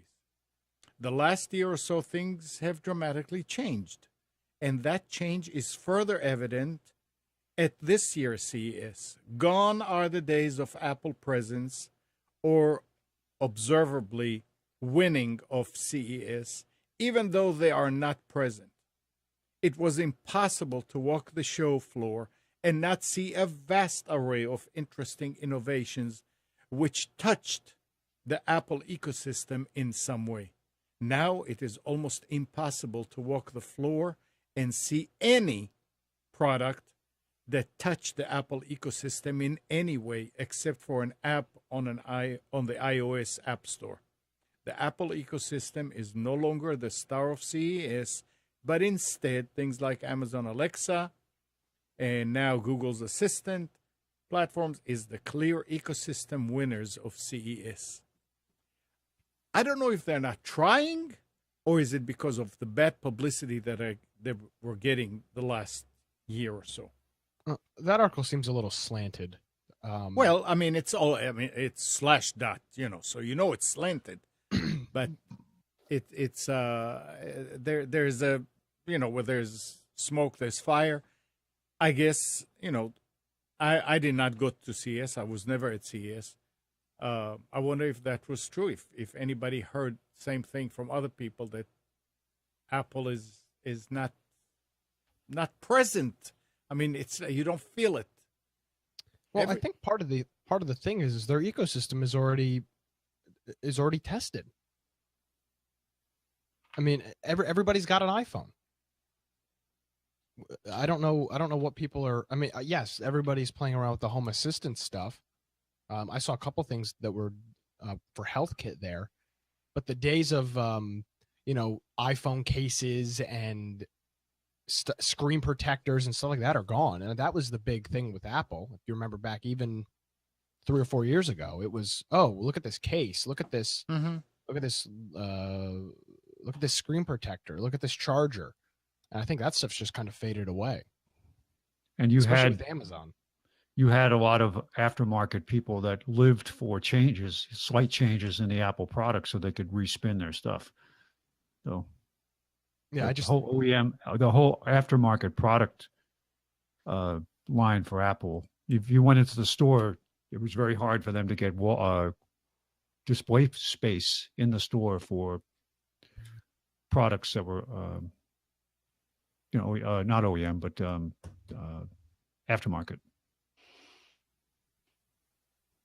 But another interesting thing that came out of CES, somebody played the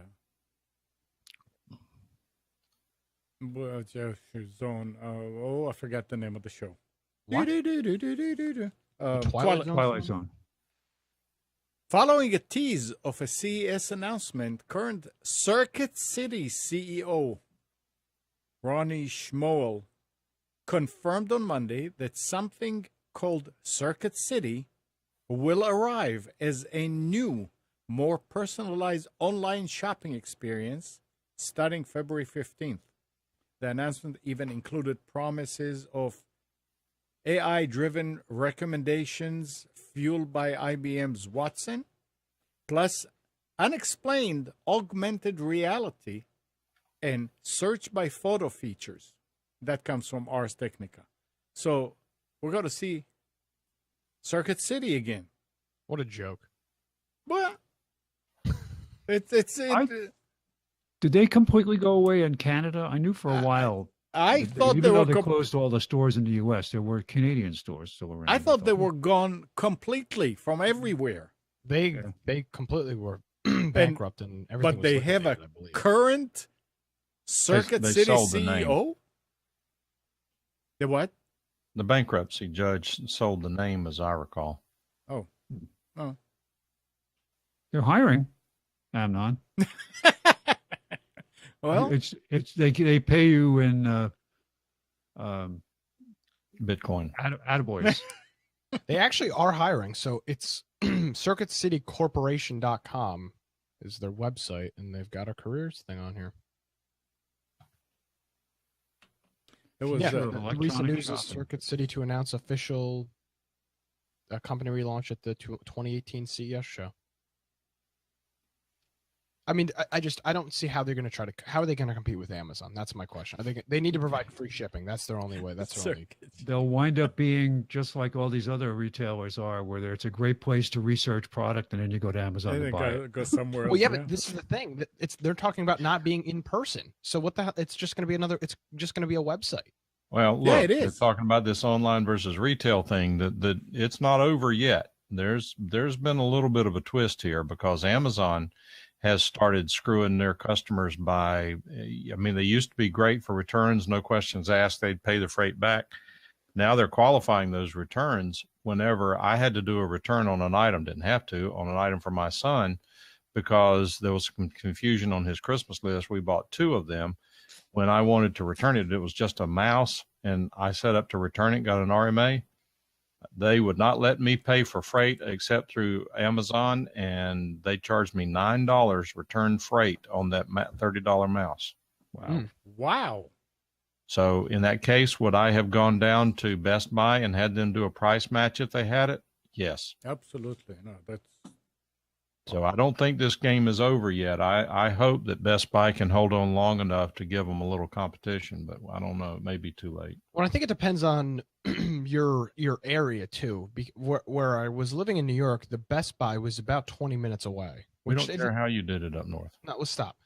It was about 20 minutes away. So it wasn't just, hop in the car and drive over there and see if they have it. It's 40 minutes round trip. Plus it's at the mall, which is a pain anyway. Now the Best Buy is less than a mile from here, and it's not in a mall. It's by itself, and there's never anybody there. So I found myself going to Best Buy many times and having them price match from Amazon. So listen what you just said. What? Nobody's there. Yeah, no, there's there's nobody there in comparison to the one that's in the mall. When you have a Best Buy in a mall, people just walk through it because it's an entrance or exit out of the mall. It's packed. People are just browsing. People aren't just going to this Best Buy for the hell of it to walk around. So I think that's part of it. Plus, it's closer. For the first time, I think the online versus in-store argument is not fully over. I don't think it's over either. I could be naive because, I mean, Bed Bath & Beyond here, they're in trouble. And the whole, I mean, here is doing great, but the chain is in trouble. They're predicted to go out of business this year. We just had a situation where Sam's Club closed 2 stores in North Carolina, one in Lumberton, one in Morrisville. Guess which one I always go to? Morrisville. Yep. No, Lumberton. Wrong. But good guess for you, Amnon. And in that regard, I am reading on nextdoor.com this post, which maybe it's me. Tell me what you think. I'm not going to tell you what the title of the post is, but I'm going to read the post to you. You tell me what's going on here, because I can't really follow this. I stood in line yesterday to get some items that had a great instant savings. It turned out that Sam's Club's computer took 25% off of all original prices, but it did not give me the instant savings price, which was higher. When I called Sam's Club this morning, I was told, you don't get both. That's fine, but how was anyone to know that? I said, you're ripping people off. I was not told that at the register. I was then told there are no price adjustments and that the instant savings was probably in there and I didn't notice. I informed the membership person that it was not in there.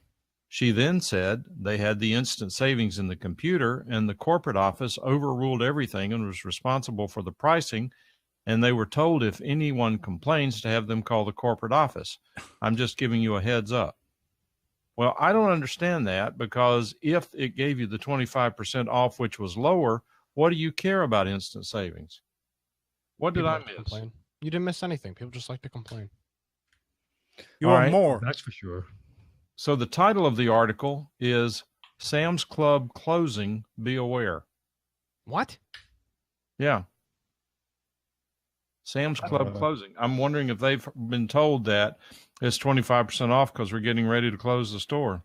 That's why they closed the store in Morrisville, Mike, because you complained. Okay, good. You know what, though? Let's be fair. I have on this very show, Computers 2K Now, What's that? recently given Sam's Club big props for their online app where you don't even have to go through the cash That's register. right. You I told did. my parents about that, and they texted me the other day that they used it. So That's why they're closing, because of the app. Yeah. They paid too much for the app. That's it. well, the weird thing about it is they just closed these stores. People showed up to work, and they were just told, sorry, the store's closed. Unbelievable. And no one's telling why. Well, the thing is, very odd. the thing is, people went on Thursday or Friday and they saw the store was closed, but it said that they will open again tomorrow, and they were open the next day, and they're going to close sometimes in the next month or so. But they closed it for one day, and they say we're closed today. Sorry for the inconvenience. We will reopen tomorrow. Bet you it was a big in-store employee meeting to say, here's what's going to happen. Well, see, I had not heard that they opened the next day. No, I don't think they did. I don't know. Supposedly, that's what they said on the news. So, I don't know. The news is always right. Yeah, it's always right. That's right. Can't wait for Wednesday. What's Wednesday? Let's see who calls in. Good morning. Amnon, this is Bill. I talked to you on Friday. You suggested I call into the show. Oh, yeah. Because of my problem I'm having with a workstation, I've switched to a laptop. And just a quick question. I started with Microsoft Edge, and I got echoes on all the channels. Say it again. Microsoft Edge browser? Hey, Bill? Yes, when I used Microsoft Edge, I got echoes on all your channels, so I closed and went and opened it up with Chrome. You probably... Okay, first of all, are you listening on the phone or are you listening on your computer? On the computer? No, turn the sound on the computer off. Okay, sorry. All right, I've got that muted. Okay, so now you started your browser to listen to the show and you got an echo? Yes, they were all echoing. Yeah, so I shut it down, and I was on chat. I switched over to Chrome, and it's working fine. I've been listening to the whole program on Chrome, but you can't get back in the chat. You can, but you have to use a different name. No, I tried a different name. It wouldn't let me on there either. So. Interesting. Okay, so now tell us what the problem is. Okay, my problem is I have two old Lenovo workstations that I have Windows 10 on, and they've been working fine. But they're a little bit slow, and as Mike has mentioned in the past, putting in a solid-state drive is a good way to extend the life or to improve a workstation. And so I went to Best Buy and bought two SanDisk solid-state drives, and then was a little bit leery as to what to try to for cloning them. So I went, and instead of using the free stuff that's on the web, I bought a Cronus, which you mentioned on the show. Yeah, it's a good program. Go ahead. And so they have you build a CD, and it's a Linux CD, and I used my first workstation, I flashed it, and it looked like everything went fine. The Linux boot came up, says what's your source, what's your destination, and the flash went fine. I plugged in the solid-state drive, and it booted up. Everything looked great. So I says, okay, now I can do it on my better machine, the one that I have the several software items on, and so I did that, and everything I thought was fine, but I've got to the situation where there is no audio now. So there's an X mark on the speaker that's down on the toolbar down at the bottom, and if I hover over it, it says no audio output device is installed. And I haven't tried a bunch of things, and I can't figure out how to get around that. Okay, and this is the computer had audio. All you did is you cloned the drive, and you copied it to another drive? Yes, a new solid-state drive. Okay. And I did this on both machines, and both machines exhibited this problem. So it's not a hardware failure. It had to do with it. And on the first one, I pulled it back out and put the original hard file back in, and the X mark on the audio went away. So.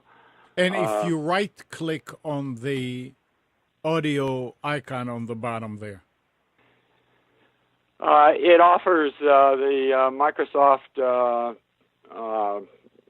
troubleshooter, and it'll go and say, yeah, we found a solution. I think it's trying to install a driver, but then it reboots, and there's no change on it. And the other issue this has introduced is Windows updates, for the Windows 10 updates on the machine, I'm stuck at version 1703, and it'll try to go to 1709 and says, no, it's encountered a problem, and it backs off to 1703. So I'm not getting updates, Windows updates as well.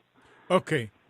Now, so I'm looking for some suggestion as to what I might have done wrong or what I should try. Okay. Now, first of all, I don't understand your thing about Acronis making a Linux CD and doing all that. I use Acronis. I bring Acronis up. It's a GUI. I never had to do anything. And I say clone the drive. And I say which one to which one. And I do it all the time to many of my machines. Never ran into this problem. I don't know that thing that you did with Linux. I never ran. I think you just built a boot drive, Amnon. Yeah, that's all was a boot drive, and it worked fine. And the solid-state drive I put on, I had to attach it externally via USB, and it found that drive with no problem. But wait a second, Bill. You just said that the same problem occurred on both machines with the audio. Yes, yeah, that's true. Okay, so it didn't quote unquote worked fine. It did not work fine. It didn't. It Well, never. okay, hold you on. Hold on. Okay, Yeah. it appeared to work fine anyway. Yeah, It's a up real here. simple solution. Yeah. I had this issue the other day. The auto drivers just need to be reinstalled. It doesn't need to be reflashed. Doesn't need to be reformatted. What I would take the model number of the computer, search up the drivers for it. You should find them on Lenovo's website. They'll have an installation for the audio drivers, probably Realtek. And you'll download those, install those, and it should fix the audio. I had this happen the other day on my laptop when I did a Windows update. Okay. So, as far as my cloning and the flashing, that should have been okay the way I was doing it, or the way going to a solid state drive. If you're able to boot from that drive, you were successful. Something corrupted the audio driver, but if the issue that a lot of people run into when they clone a drive is that the drive, for some reason, is not bootable. It loses the master boot record, and you can use a Windows install disk to fix that problem. There are other utilities that will do it too, but that if you got past that, that's 90% of the whole. Yeah, operation. I'm with Nick. Go ahead and go to the Lenovo site and look for the downloads and make sure you put the correct model number of your machine. And then you may have to pick up which operating system if you changed it, and just download the audio driver. Okay. They will have all the drivers there for everything, but you can just download the audio driver and install it and see. Did you try deleting the audio driver Good point. from the Device manager. device manager? Device manager. When I look at the audio, it has sound, video, and game controller, and Bluetooth hands-free, which I really don't understand that at all. And then under system devices, it has a yellow triangle with an explanation in it for high-definition audio controller. That's because the driver is not there. The computer saw it, but it doesn't have the driver. Yep. Try first deleting that, remove it, and then reboot the machine, and see if if sometimes there's a resource issue, and it'll come in and say, "Oh, I'm going to reassign new resources to that," and it solves the problem because maybe the old configuration is trying to use the same resources as another driver. Okay. So if you do that deleting the high-definition audio controller. Yeah, just right-click on it and say remove. Okay. And Great. USS Rover is saying in the chat, he says, also chipset drivers. But I wouldn't go for that to begin with. If all the other drivers are okay and your video and everything else is fine, then you can look though. You can go into system don't confuse him, Spence. You can. I know, but I'm saying is that if you had other issues, you could look at the things that are normally driven off the chipset driver and see if it's diverted back to the Microsoft generic drivers. Then you know that you have an issue with chipset drivers. And to be fair, if you delete, like you're suggesting, if you delete the driver, Windows 10 has been pretty good about identifying what hardware Windows needs 7. a new driver. And we can't two talk at one time because the Hangout just kills the audio now when two people talk. And when you talk, it kills everybody else.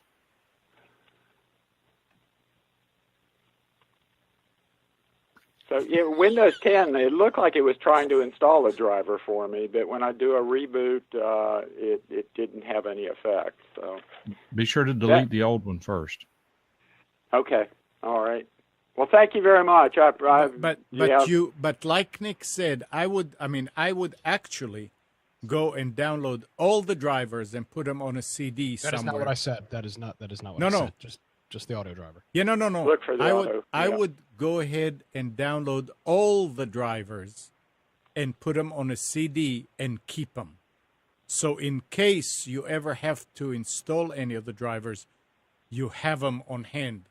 If your internet is out, every machine that I work on, I go and I download everything, put it in a folder with this model number, and I have them all for future reference. But only install the audio driver. Absolutely. Okay. Yeah, these are definitely old machines, and it's so fine. I'm thinking of upgrade. Build. Actually, I like Nick's comment last week of maybe building an i5 workstation. And also like the comment that, I don't know, when you see an Intel, like they talk about an i7, you definitely have to look at the part number associated with that i7, that it actually could be a very old i7. And so just assuming that an i7 is better than an i5 is not accurate. Yeah, now that those things have been out for so long, you've got i7s from 2006 and 2007 that Sounds like Apple. 10 years old Yeah. at this point. Yeah, I But never one of my thought about server that gears until you is mentioned 10 it years last week, Nick. Appreciate that comment. old. Absolutely. It's, Amnon saves drivers all the way back to 1875. I mean, I'm going, 1776. what comments again? Well, I have a lot of old hardware. I hate to throw out old hardware, but try to keep it going. But You got to start a museum. Bill, let us know next week. will do. Okay, man. Thank you very much. Good luck. Thank you. There's a problem Bye with now. holding on to old hardware too long, because even Cramden Institute will not take donations of hardware that's too old. You'll have to throw it in the dump. Yep. So, Yeah. Recycle it now.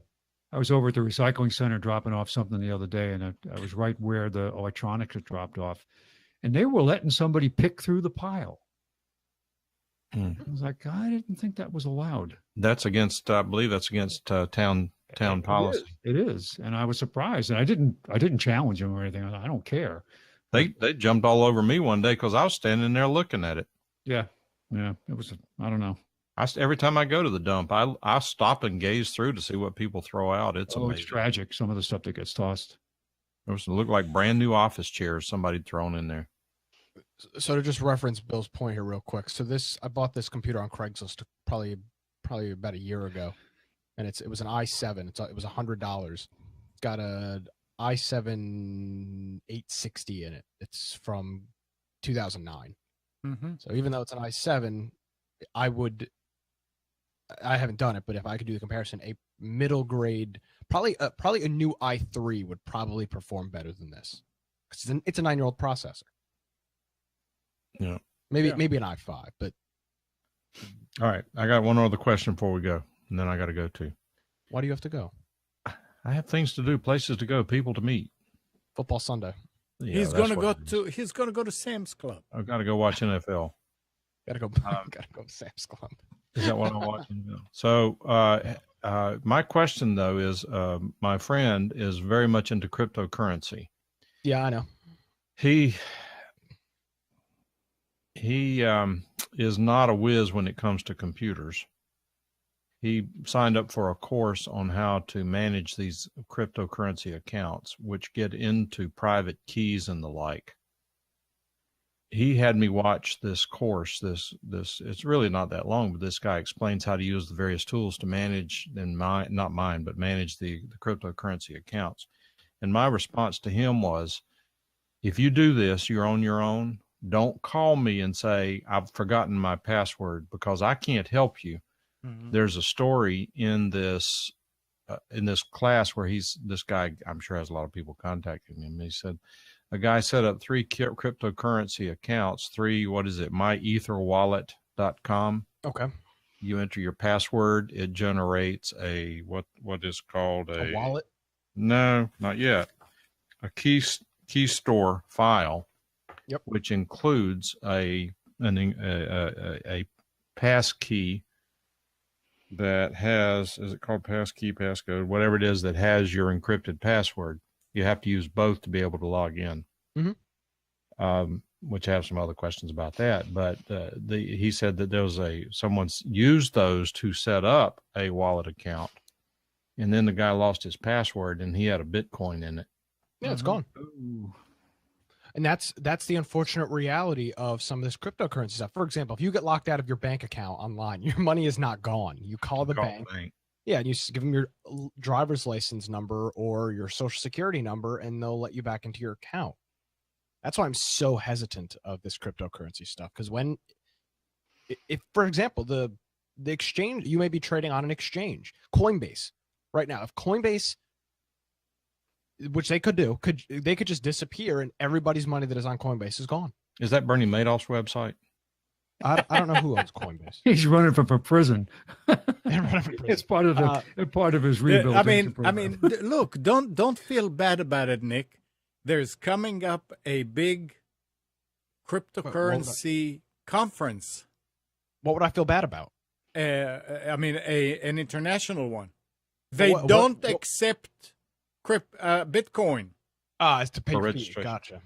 You have to pay cash because All right, so anyway, because of the fluctuations. here's my question. During the call, it occurred to me that doing cryptocurrency in Windows is about a 99.99% guarantee that you're going to get hacked and screwed. So what I told him during the call, I said, look, if you're going to do this stuff, you've got to have a Linux laptop that does nothing but web browsing to be able to do this stuff. And then it occurred to me when I was at Costco, they had a Google Chrome computer for $268. And my question here is Linux or on an old laptop, or you have him get a Google Chrome laptop to get away from Windows for cryptocurrency? Well, but hold on a second here. He's not going to be storing the cryptocurrency locally. Look, Nick. Is he hosting his own wallet or using an exchange to host? No, but all these things are websites. All they are is websites. Okay, so I don't No, understand. I think what Mike is saying that the guy should expect to be his machine will get hacked. Why? Why would his machine get hacked? Because he's going to type .net instead of .com or something like that along the way, and he's going to end up in trouble. Oh, then a Chromebook. Yeah, as long as he's not storing his own wallet, which you can host your own wallet. No. Yeah. I told him, I said, I'll help you anytime I can, but you're on your own on this one. If it were me, I would never trust, even for the potential return, I'd never trust my money in one of these things. And he said to me, and he means well, he said, look, I'm only going to what is it? It's what is it? Shapeshifter.io. Shapeshifter.io. And what this does is it transfers one digital currency into another so that you can store ETH instead of EOS's. Ethereum. Well, it's all this crap's tied together. And he said, I'm not going to leave it in there. I'm just going to transfer it. And I said, all right. So these guys decide one day that everything that people upload to their website to convert, they're going to deposit it in their account instead of your account. And then the next day you get a 404 error. That has happened multiple times. Oh yeah. All right. He said, but it's just going to be there for a few minutes. And I said, that's not the point. If it ever gets in there and you get it out, that's fine. What if they transfer it out before you can? For anybody that is interested in cryptocurrency, I'm not trying to scare people out of it. I'm just telling you, it's be wary of it. Go search up the story of Mt. Gox, MTGOX. They were the largest cryptocurrency exchange. One Sunday afternoon or Saturday afternoon, they disappeared and took however many billions of dollars worth of cryptocurrency with them. This was back in probably 2012, 2013. Luckily, all those Bitcoins were blacklisted, so they couldn't be used by the company that stole them, but that doesn't do a damn thing to you. Your money is gone. And anybody that had their money in Mt. Gox you were screwed. Your money was gone. And that's So where'd the money go? Well, they took the money, but the money was able to be backed up. It wasn't backed up. It was blacklisted. That those keys could not be used in transactions. Those keys were blocked. Mike, it's the way that I look at it. It's almost like you're right. You sit down and you're paying bills, and you wrote 10 checks. As you put it in the mail, the bank decides that those checks, this account, is no good. Now, with the bank, that's not going to happen. But imagine that this was not a legitimate bank. All this cryptocurrency, these are not, if we compare it to banks, they are not legitimate. They're not protected. Financial, whatever. So they can do that. Well, the way that I look at it, and I told Tatiana here, who lost $5,000 in it, Dr. Tatiana, I said, the only time that I would even consider buying cryptocurrency now is if I have money to throw away, which I don't, I would kiss it goodbye and hope that one of these days it's coming back to see me. Well, yeah, That's it. here's Now- how he's going to do it, and I don't disagree with him. I agree with this philosophy, but it's a feel good thing. It's not a business strategy. And Right. what he's going to do is that he's net positive on every penny he's put in there. So what he's going to do is for every 1,000 he puts in there, when it grows enough, he's going to take the 1,000 out, put it back in his bank account. Now all the money he's playing with is free money. If it happens like that. Yeah.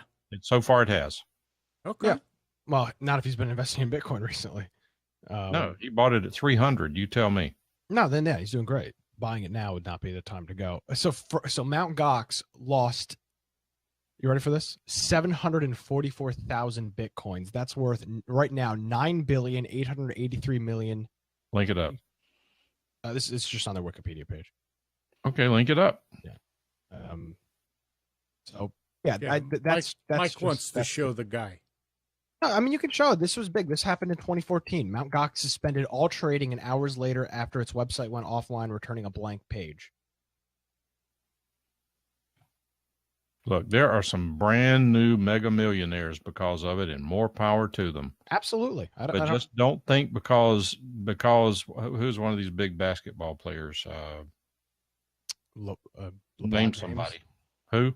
LeBron James. Okay, just because he can shoot a basketball, that doesn't mean you can.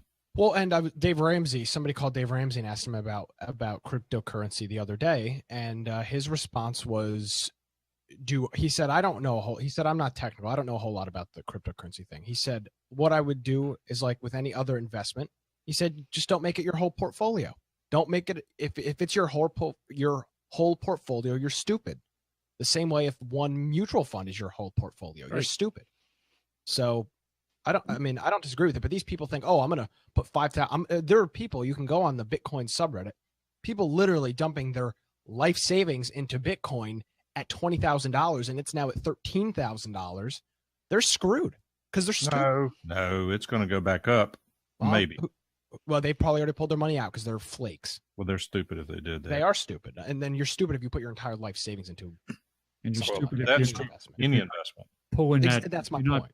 locking in your gains by pulling money out on a regular basis and putting No. it someplace else.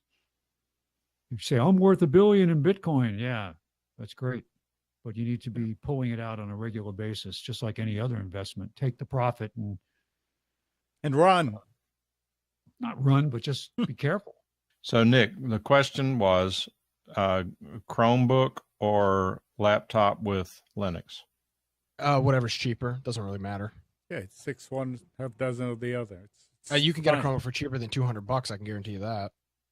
Well, I assume that this one probably has more RAM and faster processor than a $200 one. Well, I don't know. I mean, let's see. Chromebook. You can get a Samsung Chromebook for $169 on Amazon. 4 You got gigabytes any of good? RAM. You got any good old laptops laying around? I do, but I don't get rid of them. No, but okay, because I would put LXLE Ubuntu on it. Yeah, you could do that too. That's a great distribution. And it's very friendly and up to date and safe. Well, as long as you can get to the web browser, he would be able to Yeah. use it, and that shouldn't be a problem. This comes with Firefox, but you can load other browsers. Yeah. LXLE. I downloaded that somewhere. I need to write that down again. Ethereum has been the steady one recently. Yeah, that's the one he's investing in. I bought $20 worth of Ethereum. It's now worth $63. So you should have put your retire. entire life savings Yeah, in. I should have. Could Of have. course, that is probably your life savings, but That you know what? That was inappropriate. okay. All right. All right. I'm done. Mike hurt my feelings. I gotta go. All right, Nick, guys. My audio adapter is still playing the music. It's been about 45 minutes. Well, Well, just hates Nick. yeah, it does. Okay. Okie doke. Well, that's been fun. Anything anybody has to add here that can't wait? All right. So thanks, Nick, Spence, Mike, everybody in the chat. And good morning to Kathy, Hannah, Nabil, Mac, Norm, Katie and Donna, thank you for tuning to Computers 2K Now. We hope you enjoyed and maybe learned something from our time together. Remember to practice safe computing. Back up your hard drive and update your virus scanner. We'll be back here next Sunday at 9, but you can always reach us at computers2know.com. While you're at it, like us on Facebook and subscribe to our YouTube channel. Tonight at 7, Nick is hosting Against the Norm on Wilmington Big Talker 106.7. And you can listen also on TuneIn. See you next week, everybody.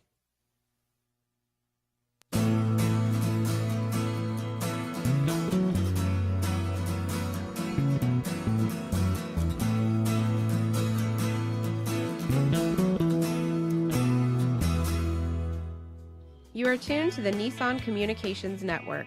If you tuned in too late, you can always watch each program in its entirety or download an MP3 audio file of it in the archives section at nissancommunications.com. Don't forget to subscribe to our YouTube channel, follow us on Twitter, and like us on Facebook. Sponsored by Telestream's Wirecast software, StreamingGear.com, Carolina Apparel, and DeltaForce.net.